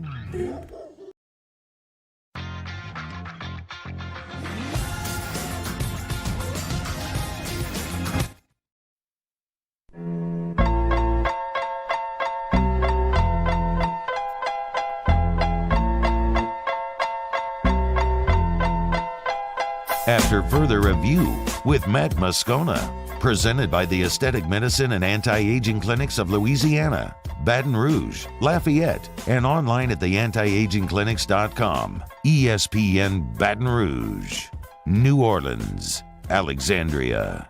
Reminds you about Mold Zero USA, mold-0usa.com, mold-0usa.com. Tell you every day, kill mold, remove odor, kill dozens of other pathogens. Mold Zero USA. They'll always give you that free estimate. If you want to learn more about the process, I get it. It's different. You have mold people usually are thinking, now we got to cut sheetrock. It's going to be messy. It's going to be intrusive. Nah, with Mold Zero. They come in, they spray their patented non-toxic dry fog treatment. It's easy. It's all hooked up to a truck, all the hoses and everything. They'll pull up, they'll walk in, they'll spray the whole house. The fog will touch everything in the house. You let it dwell, it'll kill the mold, the spores, all of it. And then you just wait for the fog to dissipate. You go right back in your home, your mold-free, clean-smelling home. You want to learn more about the process? Little or no demolition required. You want to learn more what the Army Corps of Engineers has to say? It's all there. mold-0usa.com. LSU opens up the Baton Rouge Regional on Friday, tomorrow, 2 p.m. Central, versus a very familiar postseason foe, a rivalry renewed with the Tulane Green Wave, a matchup we've seen in regional play and super regional play many times. Got to it a little bit more unconventionally this time, but we got to it nonetheless. Corey Gloor will be on the call for the Green Wave tomorrow. He joins us now to give us a sneak peek at the Tigers' opponent. Corey, we appreciate the time. How are you? I'm doing well. How are you doing? We are doing fantastic.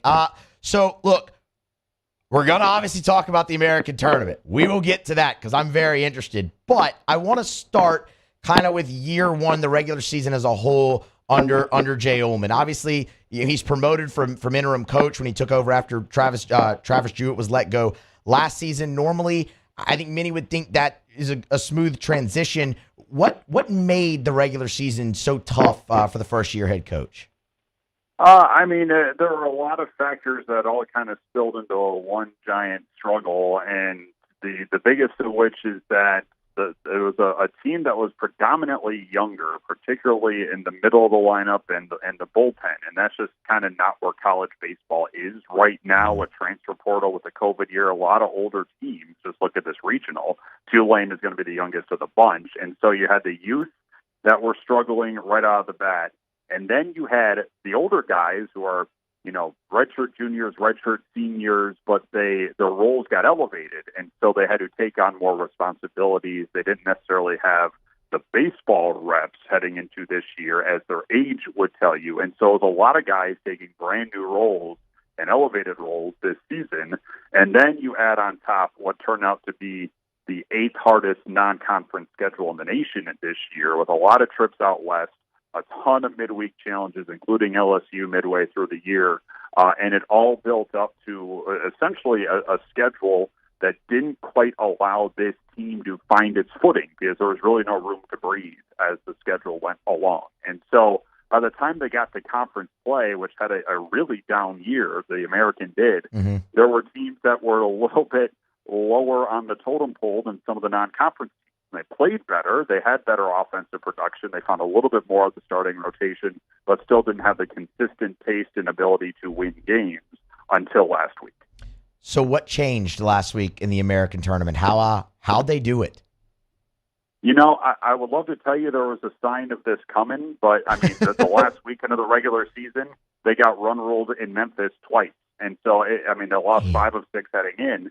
And so this really felt out of nowhere. Now, what I can point to here is throughout the season, and this is a testament to Jay Ullman and the staff that he put together, that in spite of the losses that kept building, there was never infighting. There was never fracturing in that locker room. There was always still an idea that there was some good in place.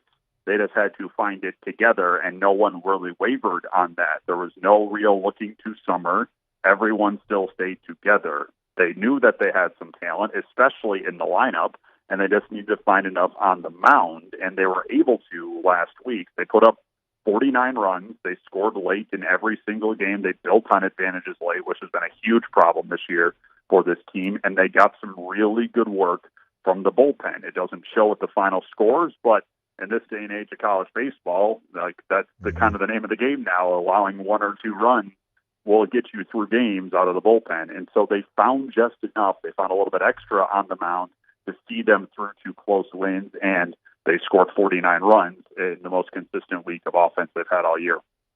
So, the one thing I've kind of talked about when describing Tulane's run a little bit is we see something like this, it feels like every year in college basketball and also in the NCAA baseball tournament, where a team gets hot, wins a tournament, steals a bid, and enters in. It normally isn't as improbable as what you just described, where, what you said about the last conference weekend, they got run ruled twice. You couldn't really see it coming. So when that happens, though, there's always kind of that leeriness of that team, right? It's like, okay, are they still hot? Are they playing like nothing to lose or whatnot? What kind of vibe do you get from this Tulane club as they enter into a spot that I can't even imagine they thought they'd be in right now?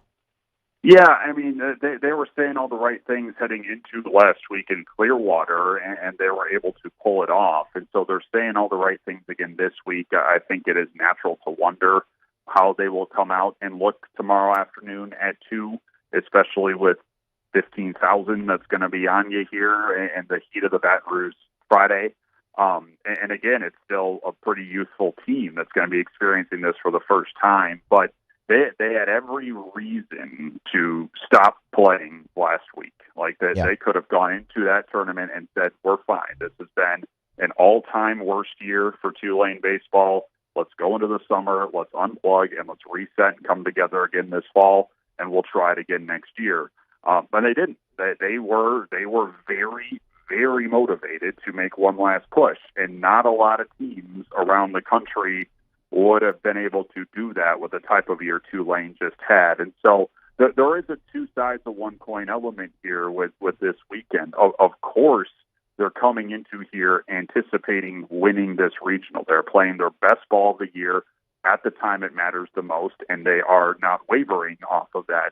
On the flip side of it, I think everyone, once this gets removed, and if Tulane does not make it out of this weekend, they'll know just the experience that they're about to garner here for this young group, and knowing that it's possible here at Tulane to get back to the NCAA tournament, even after a year like this, that this is only a benefit for Tulane, regardless of how this weekend goes. But make no bones about it, with the way this offense was hitting the ball last week, with the work that they got just enough on the mound, they feel that they can go through this regional and come out of here with 3 or 4 wins and keep the season going, because this is the time of year when you need to do it, and they've started to do it.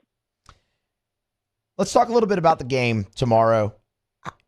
How does Tulane go about this from a pitching standpoint? Have they been pretty consistent with what they've done weekend-wise this year, or might they switch things up tomorrow against LSU?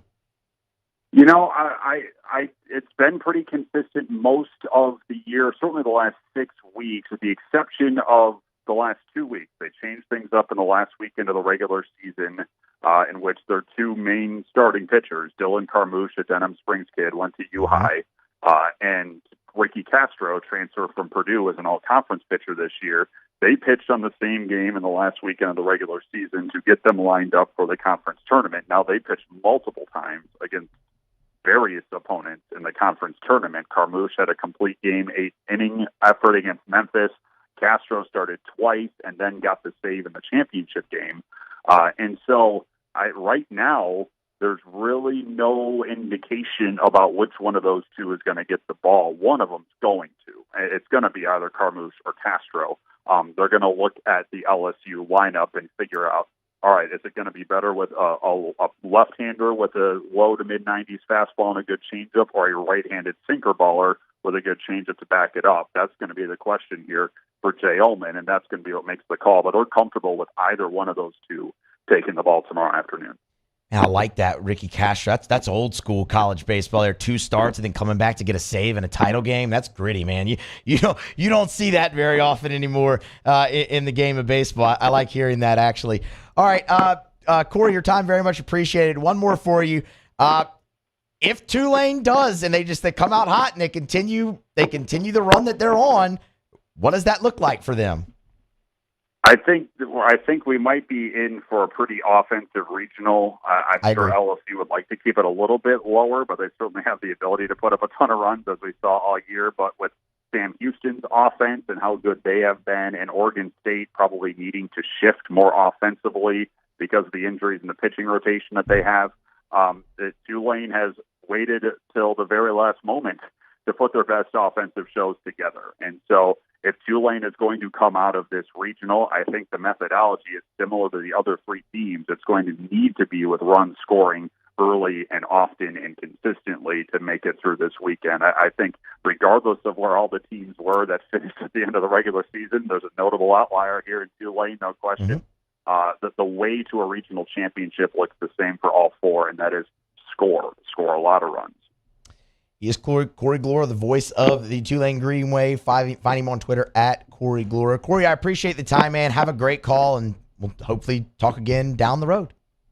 I appreciate it. Thank you for having me. Absolutely. That is Corey Gloor, the voice of the Tulane Green Wave. Man, it's just, you do. I mean, you see it every year. A bid stealer. Somebody gets hot and wins their conference tournament and sneaks in, whether it's in the NCAA basketball tournament, March Madness, or whether it's the NCAA baseball tournament. That's not different. The difference is it's normally not a team like Tulane that had 15 wins on the regular season before their conference tournament.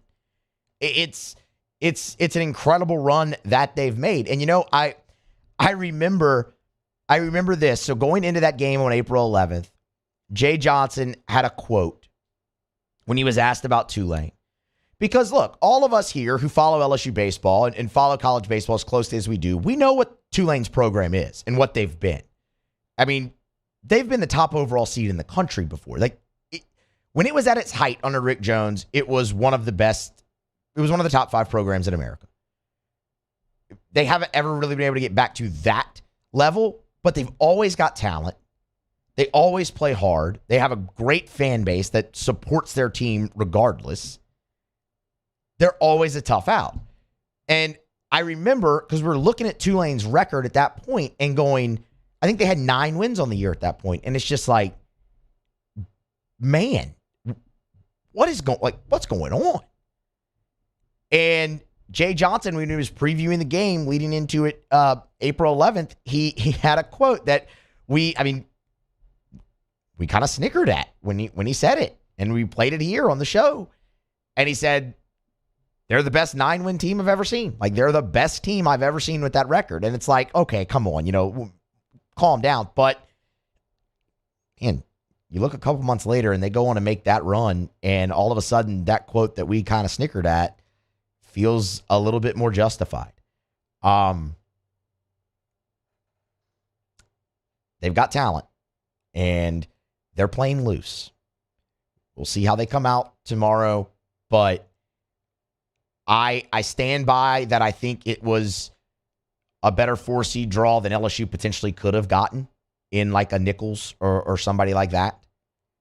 But you get to 64 teams remaining and all of them are good. It just sounds like you got to see which Tulane shows up, because that was so improbable. It did come out of nowhere. I mean, you heard him there. They got run ruled twice by Memphis in the final weekend of the regular season. And then they go and beat Houston 3 times and beat ECU, who's a 2-seed somewhere and was on the hosting bubble. If ECU wins that tournament, they probably get a host site potentially there. It's been fascinating to watch, and they'll get their second run at LSU. We're not done talking about this game, but we'll have plenty more at the top of next hour, and we'll let you hear what Jay Johnson had to say about it here today, and then obviously get final thoughts. But the run that Tulane has been on, really the last week, has been incredible. We'll see if they can continue it this weekend. They certainly have an uphill climb to do so, but it's baseball. Crazy things happen. We'll grab a break, come back on the other side, wrap the hour up with Tigers in the pros, then hand it off to Sports Center and be back for the 5 o'clock hour. It's Thursday edition of AFR, presented by the Aesthetic Medicine and Anti-Aging Clinics of Louisiana. Musso in for Moscona. Be back after this. AFR. Get Gordon and get it done. Gordon McKernan Injury Attorneys. You know what to do. If you've been injured in an accident and it's not your fault, get Gordon and get it done. Do what injured people in Louisiana have done for more than 3 decades. Let Gordon recover the damages for you, him and his amazing team of attorneys, to make sure that you were treated fairly. Get Gordon and get it done. You can always call if you'd rather talk to somebody, 888-8888, 888-8888, or go to getgordon.com. That's getgordon.com. And yes, obviously, we want people who are listening, who have been injured, who need representation, to call Gordon McKernan Injury Attorneys. But I always love telling you also about Gordon the person and about all the great things that Gordon and his firm do in our community. It's Gordon McKernan Injury Attorneys. If you go check out Gordon's social media, would highly recommend, by the way, you follow Gordon on all the social media platforms. You can see Gordon with Port Allen Elementary School on the final day. You can see more about the G team. It's all there. You know what to do. Get Gordon and get it done. Bayou Ford has $15,000 off plus 0.9% APR for 60 months on all new 22 Ford F-150 SCA trucks, and incredible deals on all remaining 2022 inventory, all with Bayou's 1 million mile warranty. The crew at Bayou Ford is going to do right by you. Hello, Samantha, dear, I hope you're feeling fine. And it won't be long until I'm with you all the time. But until then, I spend my money up right down to my last dime.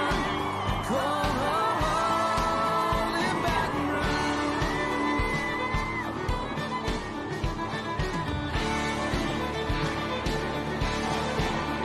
I'm ready, what you put me on through. Gotta send my love down to I've been doing business with Luba for 25 years. They're dependable, trustworthy. It's just the attention to detail with our clients. Our folks have years and years of experience. They're highly trained professionals, but many companies have that asset. What I'd like to think makes Luba a bit different is that we use those talents in a way that truly is dedicated to serving the needs of the folks who depend on us. Gulf Coast Office Products is a nationally recognized Savin office equipment dealer based right here in Louisiana. Over 100 employees strong, Gulf Coast has the boots on the ground to support all vertical markets, from education, engineering, legal, and finance. With the latest in office technology, from desktop to production segment units, Gulf Coast and Savin have the perfect fit for you.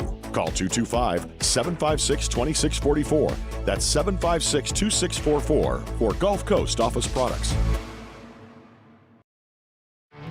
There it is, the extra mile, on the border of expected and extraordinary, for those willing to go further, like vans customized for work or play, with safety and tech to keep you connected, supported by a 5-star sales, service, and finance team, and backed by the 1-star you know.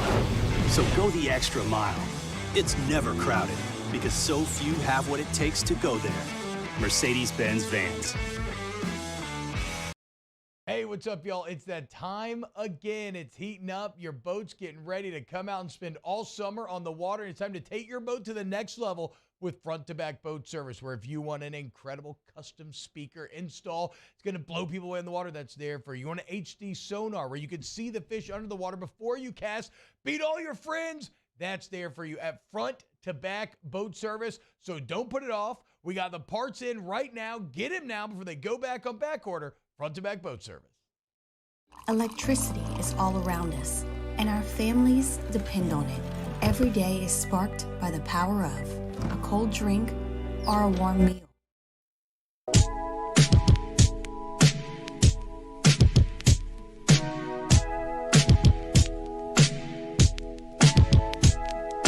After further review with Matt Moscona, presented by the Aesthetic Medicine and Anti-Aging Clinics of Louisiana, Baton Rouge, Lafayette, and online at theantiagingclinics.com. ESPN Baton Rouge, New Orleans, Alexandria.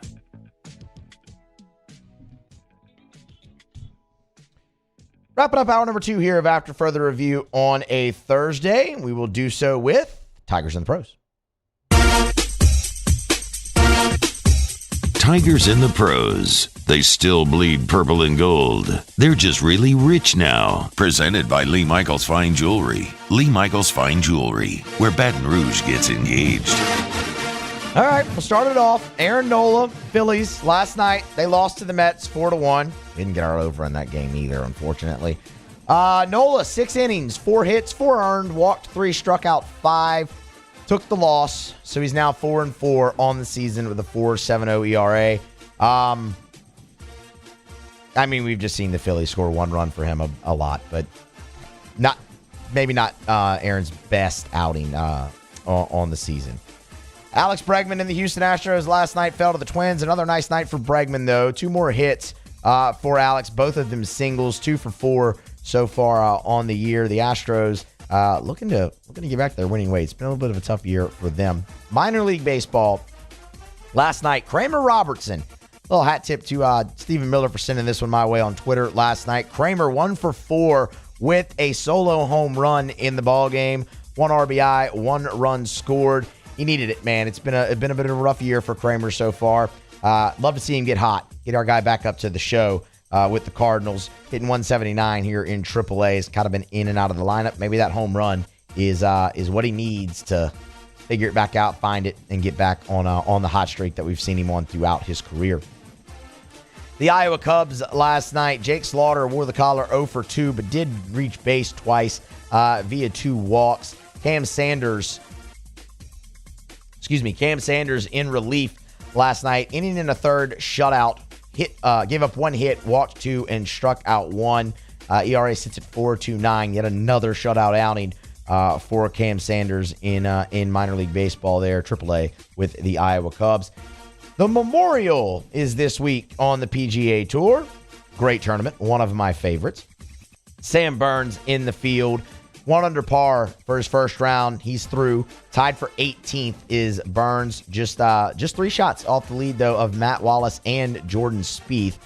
Those two tied at 4 under par. Spieth, of course, still on the course. So 1 under for Sam Burns. Turned in a really nice week. Last week as well. Did Burns. Ben Taylor also in the field. 1 over par is his score after 1 round. Has him tied for 51st, but 4 under is your lead. So he also just 5 shots back there. Not too much separating him. A good run tomorrow, and he's right there. Curtis Thompson on the Korn Ferry Tour, the UNC Health Championship. It has not gone well for Curtis today. Curtis Thompson is through 17 holes. He is 12 over par. He has had much better days on the golf course and will have much better days on the golf course. Currently, 155 is his rank there at the UNC Health Championship on the Korn Ferry Tour. That is Tigers in the Pros, and it is presented to you as always by Lee Michaels Fine Jewelry, lmfj.com. It's the gift in the little red box. Thinking about popping the question? You go get the engagement ring at Lee Michaels Fine Jewelry. Why? Because it's common sense. That's just what you do. You ask anybody, hey, where can I go get an engagement ring? They're going to tell you, go to Lee Michaels Fine Jewelry. Anniversary present, you go to Lee Michaels Fine Jewelry. Again, it's what you do, common sense. Birthday, Lee Michaels Fine Jewelry. Whatever the occasion, Lee Michaels Fine Jewelry, they have you covered. LMFJ.com. Bring you Musso with, no, they do not bring you Musso with the box every day. That's New Orleans flooring. Lee Michaels Jewelry brings you Tigers and the Pros every single day. Paul, I think we got one. Scone missed it. He wasn't here.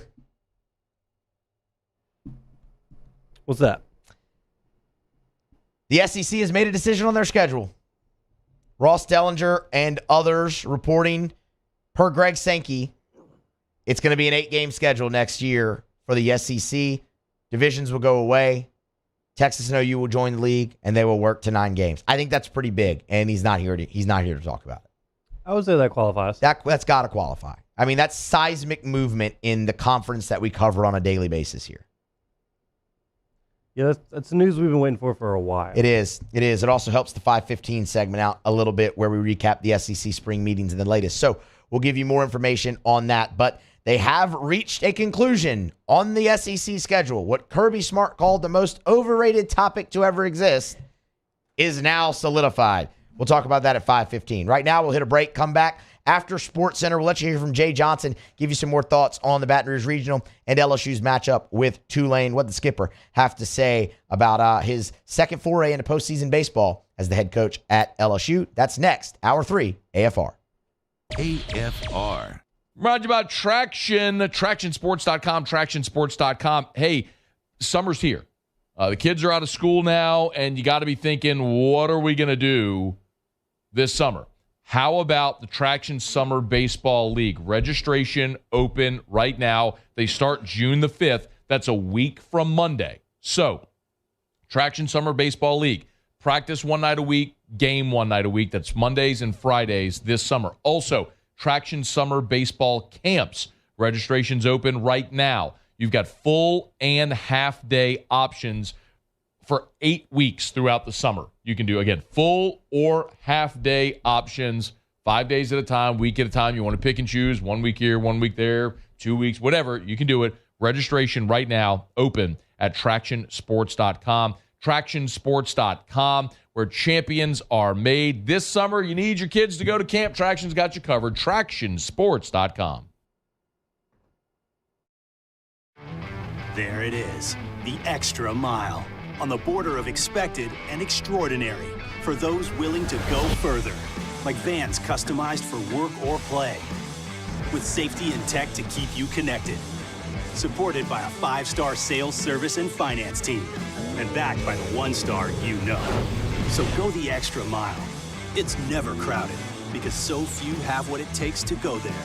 Mercedes-Benz Vans. I'm Chris Nakamoto, and here's what I'm working on for my stories on WBRZ Channel 2 tonight. A nursing home with a history of problems is once again under the microscope after the family of a woman who died alleges she was neglected there, while some are saying those in charge acted too little too late because this facility was already on everyone's radar. What people want to see happen now. I'm Chris Nakamoto from WBRZ. Watch more tonight on WBRZ Channel 2. Gulf Coast Bank and Trust is giving our customers the power to bank anywhere, anytime during this challenging event. And we're right there with you. Our mobile banking app is a smart way to manage your money and time. Gulf Coast Bank and Trust, the bank that cares about you. The importance of doing this fortified program and offering it to people down here is, number one, the only real chance you're going to get to do this is when you put on a new roof or build new. And through companies like HUDCO, who's kind of leading the way in this thing, it's going to offer the customers a huge advantage in the insurance market and the price of their insurance. You know, we're not looking to make a fortune off fortifying. We're trying to give you a better product than our competitor at the moment. I'm trying to do something that he can. I'm trying to give you something better. So a lot of these insurance jobs, you're getting a re-roof, you're only paying your deductible. Let's sit down and talk about the fortified and let's see what it does to your insurance premium. You're getting a steal. Yeah. You're getting a brand new roof and a fortified certificate for your deductible, essentially. I think we're rocking and rolling.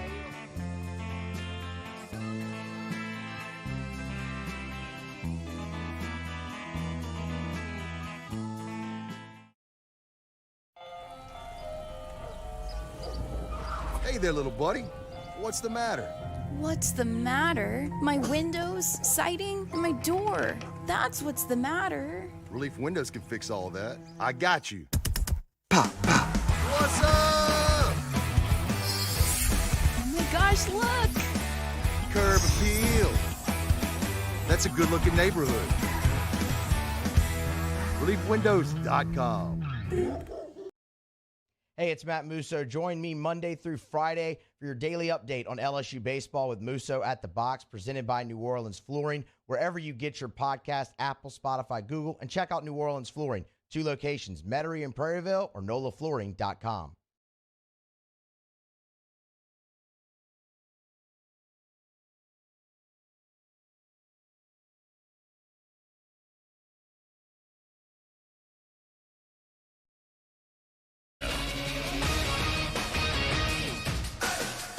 I'm Doug Brown. The NBA Finals come to Denver for the first time. Game 1 for the Nuggets and Heat tonight. Miami coach Eric Spoelstra believes he'll need to use a combination of bigs to defend Nikola Jokic. Thankfully, we do have that kind of roster depth at that position, and nobody's going to be a quote-unquote stopper in this series. This is about competing every single possession, finding different kind of advantages in the margins that only competitors can find. Eric Spoelstra, Game 1, Heat and Nuggets. Coverage starts at 7:30 Eastern on ESPN Radio, 8 Eastern on ABC TV. Celtics president Brad Stevens confirms today Joe Mazzulla will be coaching the team again next year. In his first season on the job, Mazzulla's team won 57 games for the 2 seed in the East, losing in Game 7 of the conference finals. ESPN's Jeff Borzello reports Toledo guard Ray J. Dennis, who was the MAC Player of the Year last season, is transferring to Baylor. Dennis started his college career at Boise State. ESPN Radio is presented by Progressive Insurance. Progressive can help you protect your home, auto, boat, motorcycle, ATV, and RV, and more. And if something wasn't mentioned that you had in mind, find out if it can be covered at Progressive.com or 1-800-PROGRESSIVE, because it probably can be. Matt Moscona. I'm very important. After further review. Say it one more time. After further review with Matt Moscona. And here we go. ESPN Baton Rouge, New Orleans, Alexandria. Live from the Mercedes-Benz of Baton Rouge studios. That's right.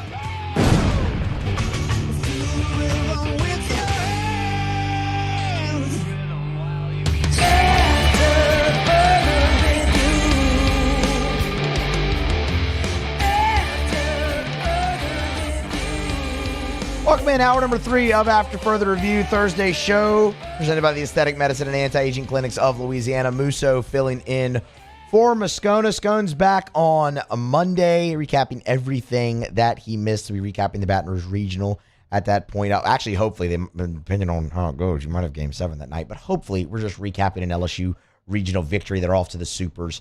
That's what we want on Monday when Scone's back, and no doubt he will have plenty of thoughts on what's coming out of SEC meetings right now. We told you at the top of the hour, or right before the top of the hour there, about the new scheduling format that's just broken. They've also released a new, kind of new penalties for field storming. We'll get into all of that in the next segment when we recap the SEC, the latest for the SEC meetings. Right now, we're going to switch and pivot back to LSU baseball. I talked plenty about it already today. Opened the show talking about the honors that they received from Collegiate Baseball Newspaper today, including Paul Skeens being named the National Player of the Year by Collegiate Baseball. We talked to Corey Gloor, the voice of the Tulane Green Wave, to get some insight on LSU's first opponent. Now we're going to let you hear from Jay Johnson and what he had to say at his media availability earlier today at Alec Box Stadium, Skip Bertman Field. And we'll start it off by letting Jay reiterate something that he has said over and over and over again this season about their approach and how their approach all throughout the year has prepared them for this moment. Our approach to the season is every game's a playoff game. And by doing that, you put yourself in a position where you have talented players that play well consistently. Now you're playing home baseball at this time of year. So that's the first phase of it. Then the other phase of it is you don't have to change anything when you get to this point. And, if there's a team that deserves to play with a lot of confidence based on what they've done, this team deserves that because they've respected the process to get here, and they know what it looks like, and I trust them a lot.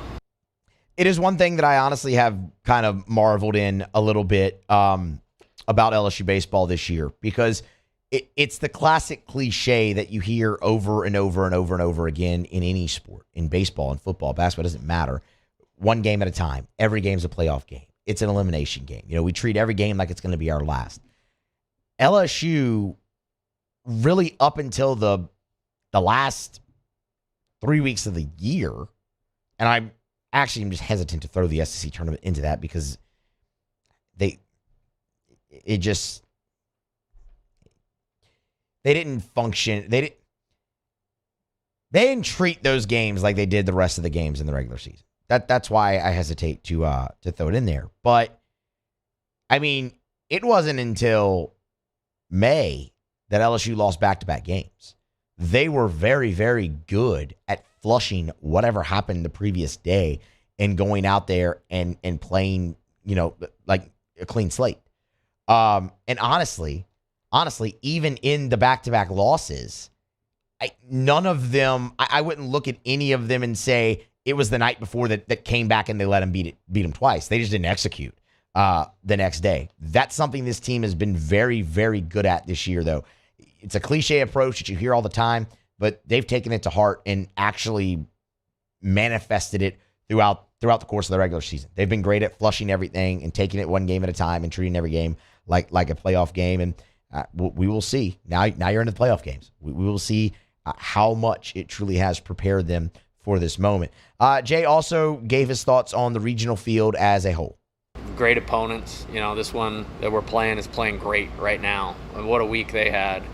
Oregon State, perennially one of the 2 or 3 best teams on the West. Have a lot of NCAA tournament success. I mean, they've won 3 national championships in the last 17 years. And at Sam Houston, I mean, I don't know. It's like something in the bylaws that whatever regional I'm in, they seem to show up in, and that means you're winning your conference tournament a lot. So they're good in tournament play. We played them this season, one of the best offenses in the country, and so we'll line it up, and whoever's out there in the first inning, the 5th inning, the 7th inning, the 9th inning, extra innings, we'll try to help them be successful. We're going to talk a little bit more about Sam Houston State at the bottom of this hour. The end of that cut is the interesting part. Because it dealt with pitching, and that's obviously been what everybody's wanted to talk about so much this week is LSU's pitching plan, how they structured, yada, yada, yada, things of that nature. And we've obliged, and we've talked about it plenty yesterday and Tuesday. But when he says whoever's out there in the 1st, 5th, 7th, 8th, 9th, whatever, we're going to put them in the best position for them to succeed and get out. He was also asked, and this is number 4, if the way you handle a pitching staff changes in postseason play, and if roles change for pitchers. I mean, Javen, we'll see how he does, but we got a little bit of a break for him last week where he only had to throw 22 pitches. I would have loved for him to be able to throw Saturday or Sunday, but we feel good about getting him out there, and he's at a place to go for it. Hurd's done a little bit of both. Floyd's done a little bit of both. I mean, he was relieving early in the season, but we would not have taken him out of the game last Friday if this wasn't coming up. That was a hard part about the SEC tournament. I mean, we lost 2 one-run games where I made 2 pitching moves that I would never make except for the situation that we're in with the NCAA tournament coming. We actually were lined up in that Thursday game. Had we had the lead, we would have gone to tie on Thursday last week. And, it's too bad that wasn't able to happen. So when you listen to that, and that's my mistake. I had cut off the first part of that bite when he was asked, does the way you handle a pitching staff change in the postseason? He said it can, but it's one game at a time, and that whole spiel again. And then I spliced it to go into the roles with guys. And there's been a lot of conversation, and it started on this show when Leah Van came and visited with Matt and talked about the potential for Ty Floyd pitching out of the bullpen. And you heard Jay in that cut right there say if they would have had the lead on Thursday, they would have gone to Ty Floyd after Paul Skeens. And that's something that Matt and I discussed last Thursday before the Arkansas game happened. I've said this before. I'll say it again. I like Ty Floyd in a starting role. I want Ty Floyd in a starting role. I trust him a lot to pitch you to a championship. He's a veteran guy who's pitched in the NCAA tournament before. What he's done over the last month of this season, he has really settled in to he appears to have really settled in to that number 2 starting role. And I think you run a risk moving him out of there. I understand the thought process 100%. How can I get 27 outs in the most effective way? So I get why you would lean Ty Floyd there. Ty Floyd has not come out of the bullpen since the Kansas State game. That was the second week of the season. Thatcher Hurd has done it much more often. If you're looking for a guy to do that, to just be the guy who could start for you or come out of the bullpen or whatnot, I like it to be Thatcher Hurd. He's done it more recently, and he's had great success at it recently as well, in a closer role, in extended relief, and in a starting role. When you're looking at a guy to chew up innings for you, when you're looking to get 27 outs as best you can, Thatcher Hurd is that guy to me. At least to me, he's that guy. The other interesting part of that was his comments on Javen Coleman, where, and that's what we talked about yesterday when we were talking about how they're going to set up the bullpen. I said the question with Javen Coleman is the recovery and the pitch count to a level where they feel like they could extend him further or use him multiple times in a weekend. And Jay kind of alluded to that in that cut too. That's going to be a great question, because if you could get 2 outings out of him in a tournament setting, if he's ready to do that, that's huge. And I mean, you obviously feel good. I think you like what you've seen from Javen Coleman up to this point in his 7 outings, coming off of not pitching in 14 months in a competitive game. At least I do. I like a lot what I've seen from him. It's going to be very interesting how they do it. For me, I've told y'all I would like to see them go Hurd, Skeens, Floyd, because I think it gives you the best chance to sweep through this. And that ultimately is your goal. You don't want to have to play 5 games in this regional. You want to play 3, and you want to win them all. And I think that combination gives you the best chance to do it. We will see what they run out there, obviously tomorrow at 2 o'clock. But roles could fluctuate. And if you're looking for a guy to get you 27 outs and potentially multiple times in a week or whatnot and maximize them over a weekend, I really like that to be Thatcher Hurd right now. And you keep Skeens and Floyd. You're not moving Skeens, obviously. You keep Floyd in that starter role and potentially have him help pitch you to a regional championship and to a super regional and hopefully beyond that. It just looks like he's really settled into that spot.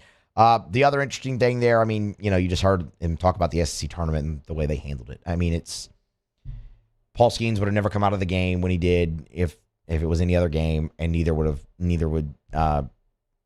Ty Floyd. So look for those guys, if Floyd indeed stays in the starter role this week, to extend out a little bit more. One more from Jay Johnson. The other thing in the SEC tournament that hindered LSU, especially against Arkansas and against Texas A&M, was hitting with runners in scoring position. And Jay Johnson spoke today about how they go about cleaning that up. Well, you get 91 RBIs back on the field and in the lineup. That will help out tremendously, because I have a feeling he would have come up 4 times with guys on base. So that will be helpful. I think we kind of cleared the deck. And again, I've said this before, you want to do better in those situations. Winning baseball usually comes down to like 6 or 7 pitches a game. You usually don't know when they're coming, but they're usually coming with guys on base. And we've been really good for 2 years. And sometimes it seems like we leave a lot of guys on, but we get more guys on than anybody else in college baseball. And so I think we cleared some things up, and I think we'll be well positioned to do our deal a lot better this weekend. I'm expecting LSU to score some runs. I just am. The very first part of that bite, you get 91 RBI back in the lineup this week. Yeah, I mean, Tommy White's coming back, y'all.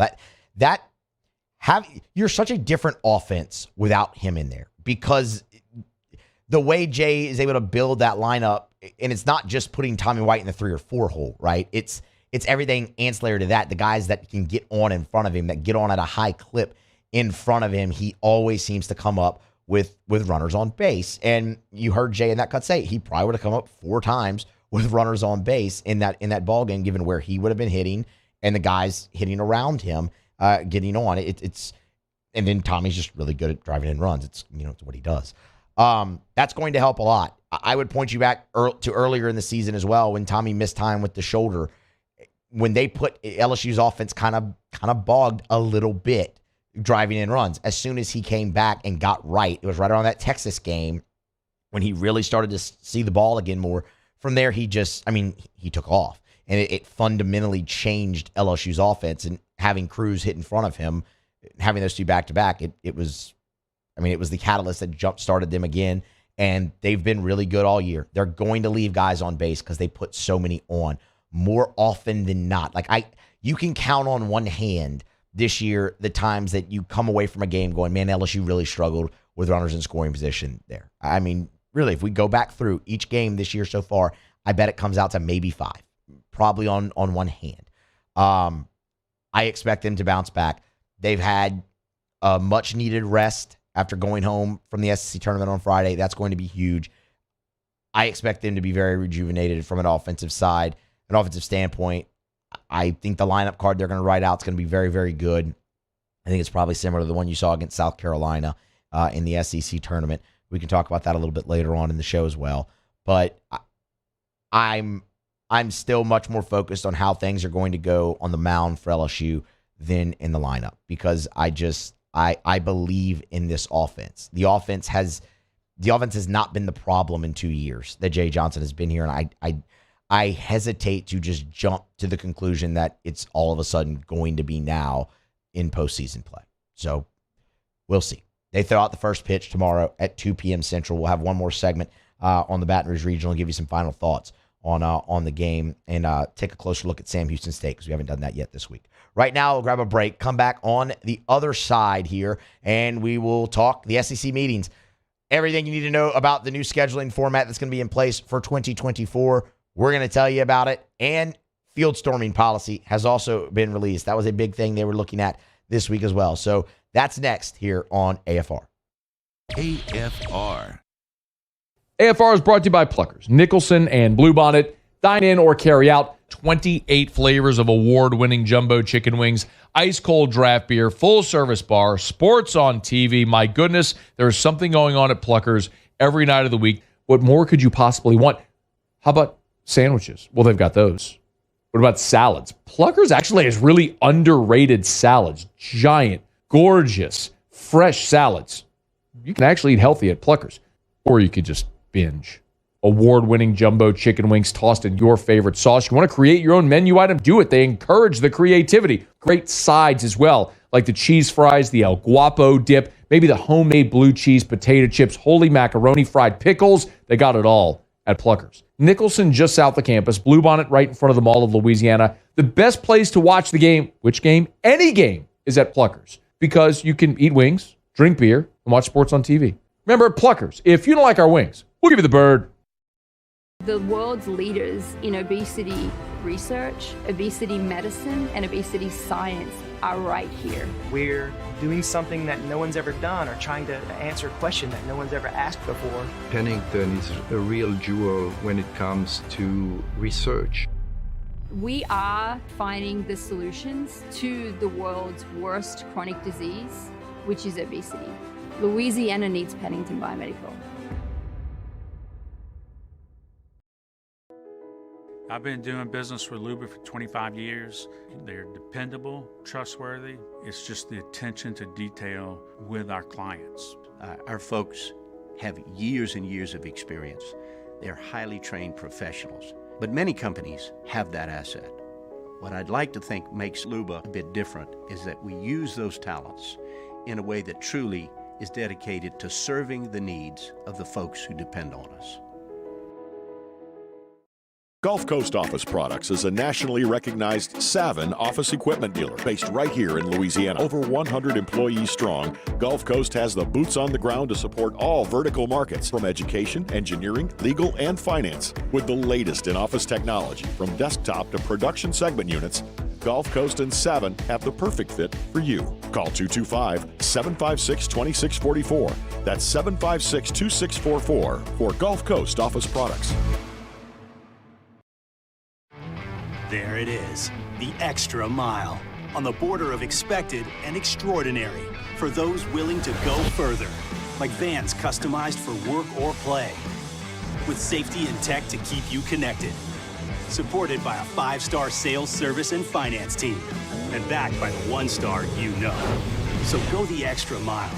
It's never crowded, because so few have what it takes to go there. Mercedes-Benz Vans. Hey, what's up, y'all? It's that time again. It's heating up. Your boat's getting ready to come out and spend all summer on the water. It's time to take your boat to the next level with front-to-back boat service, where if you want an incredible custom speaker install, it's going to blow people away in the water, that's there for you. You want an HD sonar where you can see the fish under the water before you cast, beat all your friends, that's there for you at front-to-back boat service. So don't put it off. We got the parts in right now. Get them now before they go back on back order. Front-to-back boat service. Hey there, little buddy. What's the matter? What's the matter? My windows, siding, and my door. That's what's the matter. Relief Windows can fix all that. I got you. Pop, pop. What's up? Oh my gosh, look! Curb appeal. That's a good-looking neighborhood.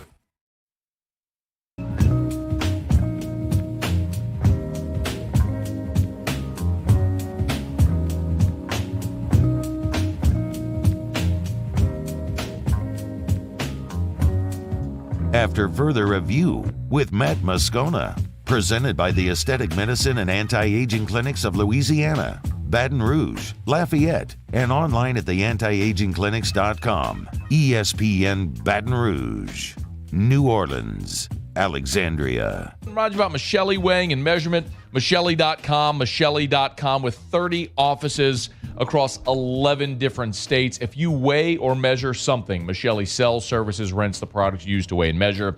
No matter where you are, you can ship your precision measurement devices to Michelli, and they'll calibrate them for you, send them back, or they'll just come to your office, pick them up, and bring them back. They can also do on-site calibration. If you have equipment that can't leave or you don't want it to leave, they can come do on-site calibrations as well with their mobile calibration labs. It's Michelli Weighing and Measurement, online at Michelli.com.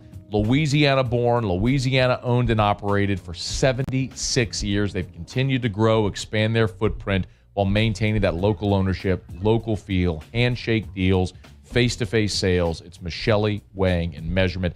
They're also hiring. Check out the careers tab at Michelli.com. Again, online at Michelli.com, Michelli.com.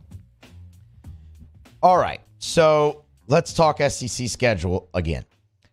But this time, we actually have a temporary solution. Ross Dellinger and others, of course, the SEC office put this out from Destin and the SEC meetings, that the league will play 8 conference games in 2024 when Texas and Oklahoma join the league. Divisions will be eliminated, as was the original plan. The 2 top teams from the standings will play in the title game. The 1 Power 5 non-conference game requirement remains, where, that's you play 4 non-conference games in the SEC. They mandate that one of them comes against a Power 5 team. That remains in place.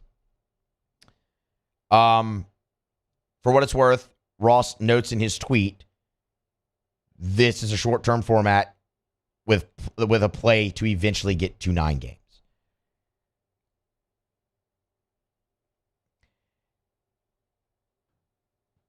The voting on this is frustrating because, as Ross reports, the SEC is going to 8 and not 9. Why? Well, the short answer is they didn't have the votes to go to 9. You don't need it to be unanimous. You need a simple majority here if you're the SEC. So 8 votes out of the 14 were needed.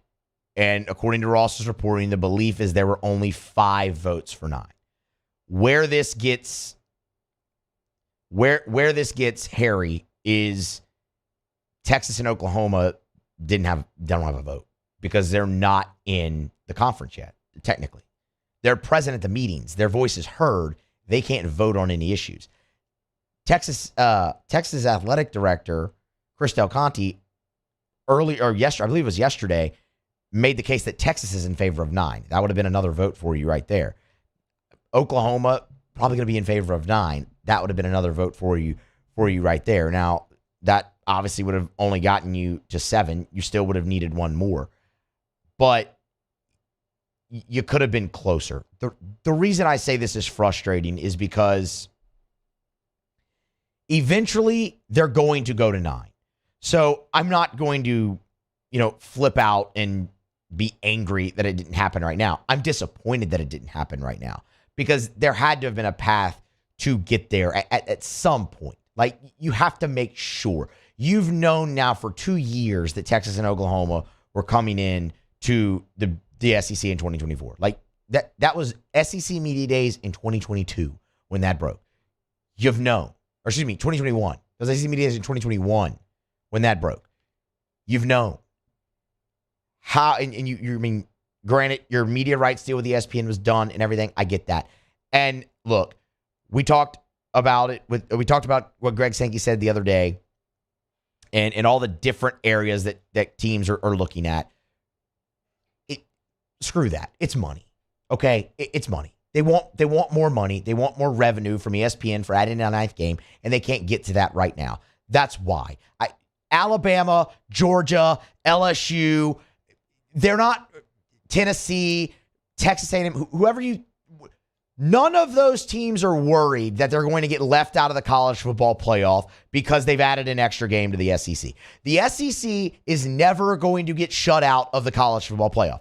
That will never happen. Do they want to maximize their potential to get multiple teams in? Sure. Could 9 games hamper that a little bit? Yes. But you've already gotten 2 teams in on multiple occasions in the 4-team format doing the 8-game format. So I understand where you understand. You're like, okay, yeah, you're going to get more teams in that way. But the difference in that is negligible. Like, I'd be willing to bet you the SEC is getting 2 teams in the college and an expanded playoff every single year because the winner of the SEC championship game is obviously going to get in, and you're going to have an at-large 2-loss team in there somewhere, and an at-large 1-loss. You're going to have an at-large 1-loss team in there most likely, and at worst an at-large 2-loss, and maybe 2 of them. So I don't buy that as much. It's money, and it's the bottom of the league wanting more money, and I don't blame them for that either. The frustrating part is there wasn't a solution reached in 2 years to get that done to where you could do this and move forward. Now you have this temporary solution, and you have to sit there and continue to debate and continue to figure out a way to ultimately get to 9 to put you on par, to put you even with the rest of college football. That part is frustrating. That part is frustrating. Again, I totally understand where the bottom of the league is coming from. If you're going to give us most likely the bottom of the league is the one who's going to take that extra loss with the extra game added. So yeah, pay us more money if we're going to do that. And eventually that's going to happen.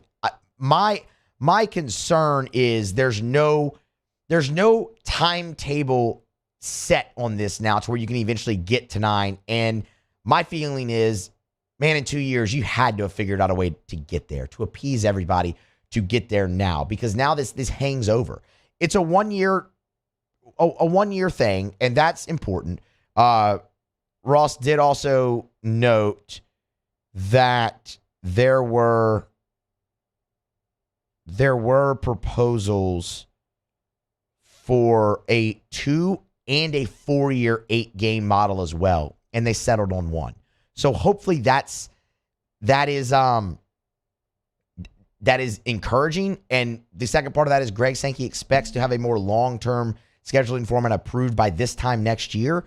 But man, again, you had 2 years. How am I supposed to believe that one more year is going to be able to get it done? What is it to say that next year at this time, when you're at the spring meetings, you're in the same boat and you have to approve another short-term thing? You just roll this over. And that's what I don't want. I want the SEC to move forward and get to 9 games and do it in a way where it maximizes your college football playoff, which, I don't think is in very much jeopardy, and you can get the most revenue possible out of it for all of your member institutions. That is the goal. And again, it's frustrating that you haven't gotten there yet. Now, the other part of this today is field storming. Remember, they were talking about all these different new penalties for it, and the harshest one was you'd forfeit a home game. Like, if you storm the field, you would forfeit a home game next year. Essentially, you would have to go against the team you're playing. So it would have been like the Hurricane Matthew debacle, where Florida came and played the game here finally after Jeremy Foley and Joe Oliva had their pissing contest. And then LSU had to go to Florida back-to-back years. So it would have been something like it. Like, that's an example of having to see it, right? That was their compromise for that. If LSU storms the field against Alabama like they did this past year, well, the next 2 games would be in Tuscaloosa. That was their most harsh reality. They didn't go with that. They really didn't change this much at all. The difference is a communication plan. You must have uniformed officers and security. The member institution must provide that to escort teams, players, officials off the game, off the field, and keep them separate from fans so there's no altercations like what happened with Alabama and Tennessee this year when the Alabama receiver slapped the girl upside the head. So you have to have that communication plan, and you have to provide the conference office with it prior to August 1st every single year, as well as a detailed field/court rush management plan. If your university and its fans still storms the field, these are your penalties. The first offense is a $100,000 fine. The second offense is a $250,000 fine. Third and each subsequent offense is $500,000. Sound familiar? It should, because that part hasn't changed. The differences here are it's effective immediately. Each member institution will reset. So you have a fresh penalty cycle, where if you're LSU, you're up to that $500,000 time each time. Now you reset. And the fine goes to the opposing institution now. So LSU storms the field against Alabama, they pay that fine to Alabama now instead of the conference office and a charity and how they were doing it. Now it goes to the opponent, which that is interesting. I will say that's an interesting twist. It's like, okay, man, storm the field against this team, you beat them, and now you got to send them the fine. Like, can you imagine having to send Alabama or I don't know, think of another hated rival, $500,000? That kind of sucks. Simple fix. Don't storm the field. That's the simple fix. I mean, look, a lot of people will tell you LSU football's in a spot that they shouldn't storm the field at all anymore. I'm not going to be that guy. I mean, you win a huge game, you get in the moment sometimes. It's, sure. But it'll be interesting to see if these curtail it any, these new, quote unquote, air quotes, new rules, if it curtails it any. But at least you don't have to forfeit a home game. That would have sucked. That would have sucked. It also probably would have fixed the problem, but that would have sucked. All right, grab a break. Come back on the other side. Baton Rouge Regional, some final thoughts. Talk some LSU-Tulane. We'll take a deeper look at Sam Houston State as well. Then we'll get to Otter Locks next on our Thursday edition here of AFR. Musso in for Moscona. Come back with us. AFR. AFR is brought to you by the Renaissance Hotel and the Watermark Hotel. 2 great locations. If you're downtown or in Southtown, our friends at the Watermark and the Renaissance can certainly help make your next event spectacular, whether it's a wedding, or an intimate gathering downtown at the Watermark, Baton Rouge's premier luxury hotel, or if you're at the Renaissance for a board meeting. They have elegant, intimate board meetings for a dozen people, or meeting space for up to 500 people in their spacious ballroom. At the Renaissance, they like to say, we're in the business of saying yes. So if it's annual conferences, award banquets, nonprofit school fundraisers, if you're hosting a sports team, a formal cotillion etiquette classes, they do it all at the Renaissance Hotel right there on Bluebonnet. It's the Renaissance Hotel. You can check them out online for reservations or to get more information. It's the Renaissance and the Watermark, downtown and Southtown. Check them out at the Renaissance Hotel. Turn my music high, high, high, high, yeah. You don't know what you're doing. Sure I do. I'm from the streets where the hood can swallow on me. Bullets will follow on me. There's so much that you could run the slalom. And cops comb this top to bottom. They say that we are prone to violence, but it's home sweet home. Where personalities clash and chrome meets chrome. Prices up and down like this Wall Street. I've been doing business with Luba for 25 years. They're dependable, trustworthy. It's just the attention to detail with our clients. Our folks have years and years of experience. They're highly trained professionals, but many companies have that asset. What I'd like to think makes Luba a bit different is that we use those talents in a way that truly is dedicated to serving the needs of the folks who depend on us. Follow us on Twitter at 1045ESPN to cast your vote in the Citizens Bank and Trust Poll of the Day. Vote daily inside Off the Bench, live at lunch on Palmer. And after further review, Citizens Bank and Trust brings you the Poll of the Day via Twitter at 1045ESPN. Bayou Ford has $15,000 off plus 0.9% APR for 60 months on all new 22 Ford F-150 SCA trucks and incredible deals on all remaining 2022 inventory, all with Bayou's 1 million mile warranty. The crew at Bayou Ford is going to do right by you. Gulf Coast Office Products is a nationally recognized Savin office equipment dealer based right here in Louisiana. Over 100 employees strong, Gulf Coast has the boots on the ground to support all vertical markets, from education, engineering, legal, and finance. With the latest in office technology, from desktop to production segment units, Gulf Coast and Savin have the perfect fit for you. Call 225-756-2644. That's 756-2644 for Gulf Coast Office Products. Hey, what's up, y'all? It's that time again. It's heating up. Your boat's getting ready to come out and spend all summer on the water. It's time to take your boat to the next level with front-to-back boat service, where if you want an incredible custom speaker install, it's going to blow people away in the water, that's there for you. You want an HD sonar where you can see the fish under the water before you cast, beat all your friends, that's there for you at front-to-back boat service. So don't put it off. We got the parts in right now. Get them now before they go back on back order. Front-to-back boat service.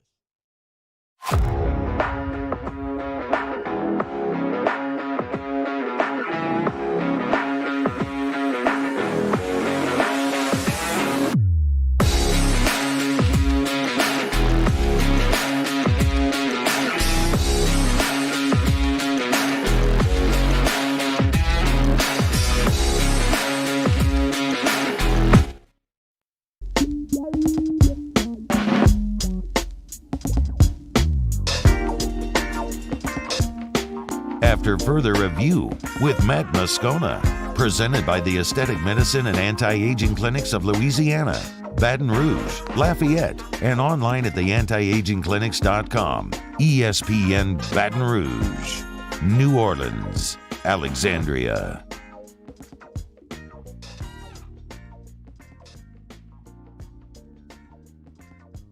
It's finally here. The NBA Finals get underway tonight, and you can jump in on all the action with the DraftKings Sportsbook, an official sports betting partner of the NBA. Been telling you all week, new customers, download the DraftKings Sportsbook app. Use the promo code Baton Rouge. If you've been sitting on the sideline, this is the time to get in on the action. Download the DraftKings Sportsbook app, use the promo code Baton Rouge, make a $5 bet on the NBA Finals, and get $200 in bonus bets instantly at the DraftKings Sportsbook. Again, new customers, do it right now. Don't wait. Do it right now. Get out your phone, download the DraftKings Sportsbook app, Use the promo code Baton Rouge, make a $5 NBA Finals bet, and you get $200 in bonus bets instantly only at the DraftKings Sportsbook. 21 and older, physically present in Louisiana. Select parishes only. Bonus bets expire 7 days after issuance. Opt-in and 10-plus leg required for 100% boost. Eligibility, wagering, and deposit restrictions apply. Terms at sportsbook.draftkings.com/basketball terms. Licensing partner Golden Nugget Lake Charles. Gambling problem? Call 1-800-GAMBLER. 1-800-426-253.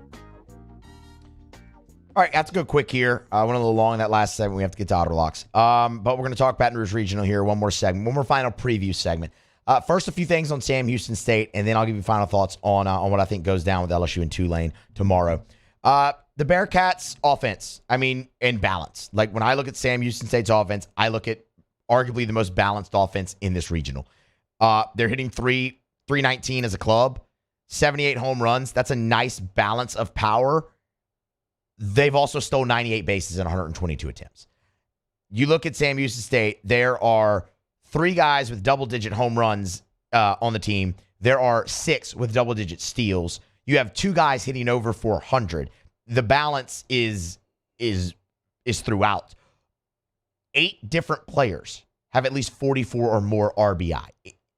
They come at you from so many different angles. It is the most balanced offense because they can run, hit, steal, hit with power. They're very good. My favorite stat of this entire regional is Tyler Davis is the leading hitter in this regional, the first baseman from Sam Houston State. You would automatically assume that it's Dylan Cruz. No, Tyler Davis is hitting 432 on the year, 59 RBI and 7 home runs. Joe Redfield is the other 400 hitter at 408. Biggest power threat in the lineup, also Redfield, leads with 13 home runs. And then Walker Janik leads the team with 65 RBI. They are a juggernaut offensively. On the mound, it's a bit of a different story. They need pitching depth if they're going to make a run through this. They like what they have in their 2 starters, in their 1-2, I should say, in Colton Atkinson and Stephen Beard. The numbers aren't going to blow you away, but both guys are probably a little bit better than the numbers. If Sam Houston State ends up meeting up with LSU on Saturday, you'll see Stephen Beard. He's a crafty left-hander. I know that's going to make a lot of you shake in your boots. Crafty left-hander, but it's a lot of contact. Like, opponents hitting 300 off of him. He's not the guy that should be able to tie, the type of lefty that should be able to tie LSU up, because it's a 300 batting average against and an ERA north of 5. When you look at their bullpen, they do have some horses, 3 of them to be exact. After those 3 horses, Chandler David, Alex Magers, and Braden Davis, it's a pretty steep drop-off. That's what I say. They need pitching depth. I will tell you, Sam Houston State is capable of beating Oregon State tomorrow. Sam Houston State knows they're capable of beating Oregon State. This is a team with 5 Power 5 wins. You'll remember they shut Iowa out and then beat Kansas State before losing to LSU in the Round Rock Classic earlier this year. This is a team that's going to come in and not be intimidated by anything. They're going to come in expecting to play well and have a chance to win this regional. If they do it, it's going to be behind their offense. We've talked about it all week long. When you look at this regional, you look at offense. We talked about it with Corey Gloor. He said the same thing. When I look at this regional, I look at offense. Sam Houston State's got a really, really good one, and it's balanced. Is it enough to overcome some of their shortcomings on the mound outside of 3 bullpen arms that they really, really trust and have been really great for them all year, and what they have in the starting rotation? That will be the question for the Bearcats. And we'll get our answer tomorrow night when they face Oregon State. The game that precedes that is LSU and Tulane to open up the tournament.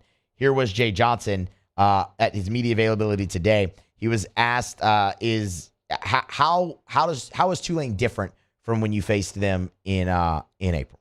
It's not even the same. Yeah, I literally grabbed my folder, I threw it in the garbage, and just started watching, the last 2 weeks. And credit to them. They're very well coached. And again, I think I said this the other day, but massive hat tip. Like, they went through some massive adversity last year. They got a player at Ole Miss. I can't remember where the catcher went transferred to, but they got gutted. And when you go through coaching changes now with the current dynamic, that's going to happen. And so for them to be playing today after all of that, massive respect and hat tip. Absolutely. Look, it was an improbable run that they've gone on, and they're gonna come in here and try to continue it tomorrow. the thing I'm most interested in Tulane, is how they come out.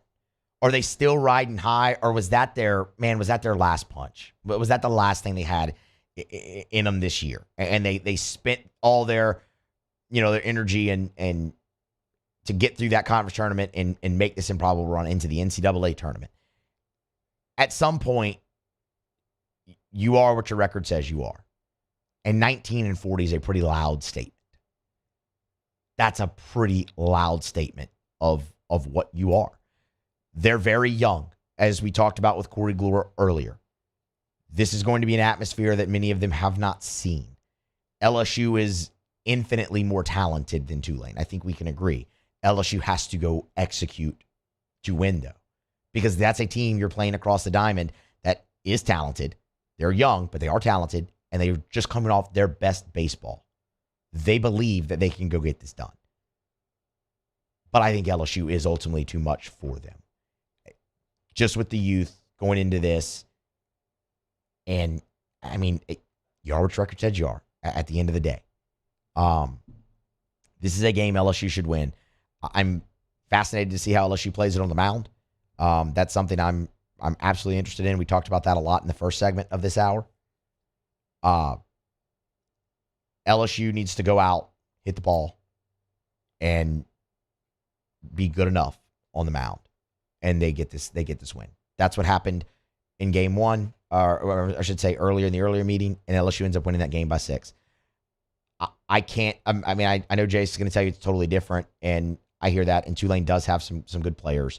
One thing LSU has to do is get Simon Baumgart out, because they didn't do that at all in the first meeting. The kid reached base 5 times, 4 of them being hit, 1 of them a fielder's choice. He drove in 4 of their 5 runs, and I'm pretty sure he scored the 5th run. So, I mean, he accounted for everything Tulane did. They really struggled against him, but they held the rest of it in check. They held the rest of that lineup in check. Granted, Tulane was awesome offensively in the American tournament. When we talked to Corey Gloor earlier, and I asked him if they're still hot and they make this run, how does it look? He said it's going to have to be with offense.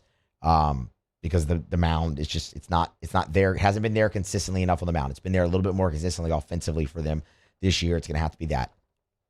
If LSU goes out and executes like they did in the previous meeting on April 11th with Tulane on the mound, they should be able to hold them at bay, and your offense should pick up the slack. The interesting thing is if they see Dylan Carmouche or not. That's who I would expect Tulane to throw. He's a lefty. Low 90s fastball, good changeup, as you heard earlier. He's started his career at Mississippi State and then transferred back home. Or I should say back to Louisiana. He's from Denham Springs and played at U-High.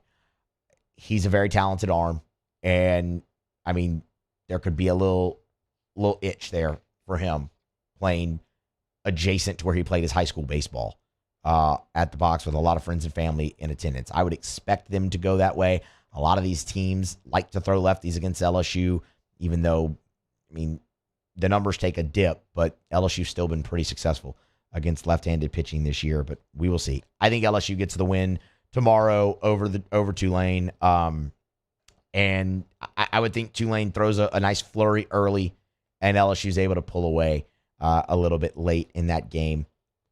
Maybe win it by maybe around four runs or so is what I would expect from 4 to 5 runs. I would say the difference ends up being with LSU and Tulane tomorrow. We will be here following it all on air, and then the game should end while we're still on air, so you'll get full reaction in the moment from me tomorrow as well. And we can look forward to the night and talk a little bit about the Oregon State Sam Houston matchup as well. So LSU and Tulane, they open up play tomorrow in the Baton Rouge Regional, 2 p.m. first pitch. Grab a break, come back on the other side, wrap it up with Otter Locks here on a Thursday edition of AFR. AFR.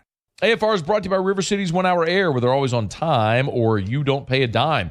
Give them a buzz today, 752-0001, 752-0001, or 1hourbr.com. Tell you every day to look for the big yellow vans and trucks with a giant clock on the side. You can't miss them, and you'll see a technician that's expertly trained, ready to treat you right. like they did for Regina Bornslater, who sent this 5-star review, said, the air conditioner vent in my room had not been blowing air in 2 years. River City's 1 Hour came out, adjusted something. I got air in my room that day. I'm so thankful. They did a great job. I appreciate River City's 1 Hour Air. Another 5-star Google review for River City's 1 Hour Air. 752-0001, 752-0001, or 1hourbr.com. You can get the preseason AC tune-up. If your AC's not keeping up, call River City's 1 Hour Air. Nights, holidays, weekends, they'll never charge you extra to come out. 752-0001. There it is, the extra mile, on the border of expected and extraordinary, for those willing to go further, like vans customized for work or play, with safety and tech to keep you connected, supported by a 5-star sales, service, and finance team, and backed by the 1-star you know. So go the extra mile. It's never crowded, because so few have what it takes to go there. Mercedes-Benz Vans. Hey, it's Matt Musso. Join me Monday through Friday for your daily update on LSU baseball with Musso at the Box, presented by New Orleans Flooring, wherever you get your podcast, Apple, Spotify, Google, and check out New Orleans Flooring. 2 locations, Metairie and Prairieville, or NOLAFlooring.com. Hello, Samantha, dear, I hope you're feeling fine. And it won't be long until I'm with you all the time. But until then, I spend my money up right down on my last dime. Come home in Baton Rouge.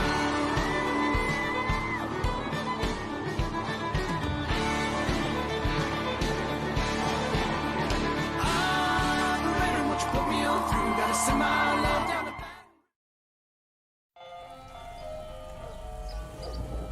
Hey there, little buddy. What's the matter? What's the matter? My windows, siding, and my door. That's what's the matter. Relief Windows can fix all of that. I got you. Pop, pop. What's up? Oh my gosh, look! Curb appeal. That's a good-looking neighborhood. ReliefWindows.com. Gulf Coast Office Products is a nationally recognized Savin office equipment dealer based right here in Louisiana. Over 100 employees strong, Gulf Coast has the boots on the ground to support all vertical markets, from education, engineering, legal, and finance. With the latest in office technology, from desktop to production segment units, Gulf Coast and Savin have the perfect fit for you. Call 225-756-2644. That's 756-2644 for Gulf Coast Office Products. Hey, what's up, y'all? It's that time again. It's heating up. Your boat's getting ready to come out and spend all summer on the water. It's time to take your boat to the next level with front-to-back boat service, where if you want an incredible custom speaker install, it's going to blow people away in the water, that's there for you. You want an HD sonar where you can see the fish under the water before you cast, beat all your friends, that's there for you at front-to-back boat service. So don't put it off. We got the parts in right now. Get them now before they go back on back order. Front-to-back boat service. Gulf Coast Bank and Trust is giving our customers the power to bank anywhere, anytime during this challenging event. And we're right there with you.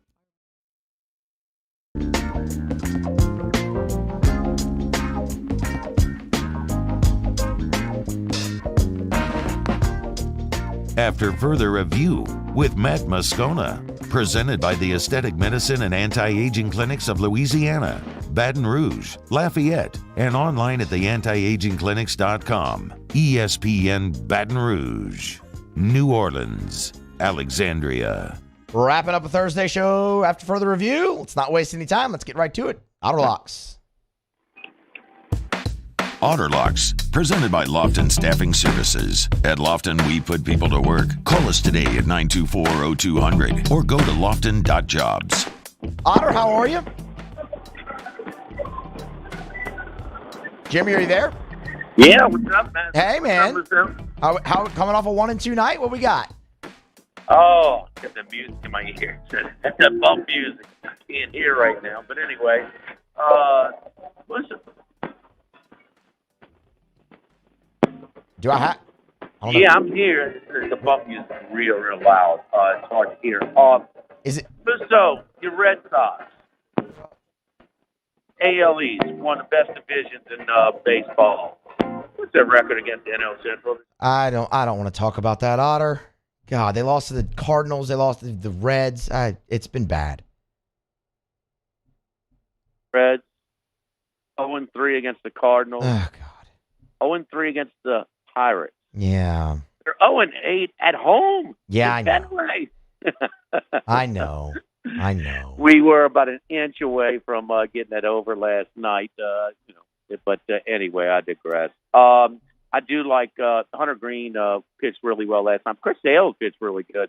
The tempting under with the 9, but just a little bit of a lean on the Cincinnati Reds trying to complete the sweep there. I do like the Guardians.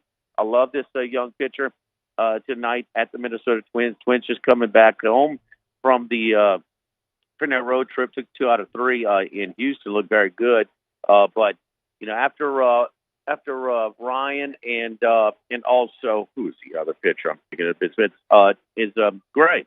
I mean, It's been a little bit of a dip off. They've got 2 hammers there. But tonight, all right, basketball game. First quarter plus $1.83. 1 minute remaining. Caesars, is for the Miami Heat. The first half, I like them as well. Rust versus rest. Well, that might not go into place until latter parts of the game. I do like the Nuggets in the series minus 1.5 games. So all it has to do is avoid 7-game series. That's minus 190 overall in the series. And Bam Adebayo 10-1 to have the most rebounds for the entire series. Otter, we appreciate it as always, and we're gonna check in tomorrow. No, I'm off on Friday. Okay, no Otter Locks tomorrow. All right. Hey, you've had a good week. I'm trying to get all I can. Camels, though. The Campbell Camels, though. They're going to score a lot of runs in Columbia. All right, Otter, we appreciate it. Thank you. See you, Matt. That wraps us up here on After Further Review. We're back tomorrow. AFR. The Aesthetic Medicine and Anti-Aging Clinics of Louisiana. 2 great locations, Bluebonnet in Baton Rouge, Ambassador Caffrey in Lafayette. I tell you every day about hormone replacement therapy, but remember, they also have medical-grade supplements. So, about a year ago when I went for my blood labs, we noticed my cholesterol was elevated a little bit. Well, I didn't need to be on cholesterol medicine. It was just one of those things where at 40 years old, they said, hey, we need to start taking a look at that. Look, why don't we try a supplement? So we tried Coritin. So I started taking Coritin as part of my daily regimen, and that, a little bit of weight loss, and my cholesterol has come back to normal, healthy levels. So things like that, catching things early and safely supplementing you to get you to healthy levels is all about maintaining a healthy body, a healthy lifestyle, a healthy body composition as well. It's at the Aesthetic Medicine and Anti-Aging Clinics of Louisiana. Bluebonnet in Baton Rouge, Ambassador Caffrey in Lafayette, and online, theantiagingclinics.com, theantiagingclinics.com. Gulf Coast Bank and Trust is giving our customers the power to bank anywhere, anytime during this challenging event. And we're right there with you. Our mobile banking app is a smart way to manage your money and time. Gulf Coast Bank and Trust, the bank that cares about you. Bayou Chrysler Dodge Jeep Ram has $20,000 off new 22 Ram 1500 SCA trucks and incredible deals on all remaining 2022 inventory. All with Bayou's 1 million mile warranty. The crew at Bayou Automotive is going to do right by you. When is a taco more than just a taco? When it's Government Taco. Voted best tacos 3 years in a row by 225 Magazine, Government Taco puts the most delicious spin on tacos the capital area has ever seen. With creative combinations like the Magna Carrot, the Filibuster, or the Steak of the Union. Plus perfect tortilla chips paired with the best salsa and queso you've ever had. And happy hour every day from 3 to 6 p.m. and all day on Thursday. Government Taco, 5621 Government Street. The importance of doing this fortified program and offering it to people down here is, number one, the only real chance you're going to get to do this is when you put on a new roof or build new. And through companies like HUDCO, who's kind of leading the way in this thing, it's going to offer the customers a huge advantage in the insurance market and the price of their insurance. You know, we're not looking to make a fortune off fortifying. We're trying to give you a better product than our competitor at the moment. I'm trying to do something that he can. I'm trying to give you something better. So a lot of these insurance jobs, you're getting a re-roof, you're only paying your deductible. Let's sit down and talk about the fortified and let's see what it does to your insurance premium. You're getting a steal. Yeah. You're getting a brand new roof and a fortified certificate for your deductible, essentially. I think we're rocking and rolling.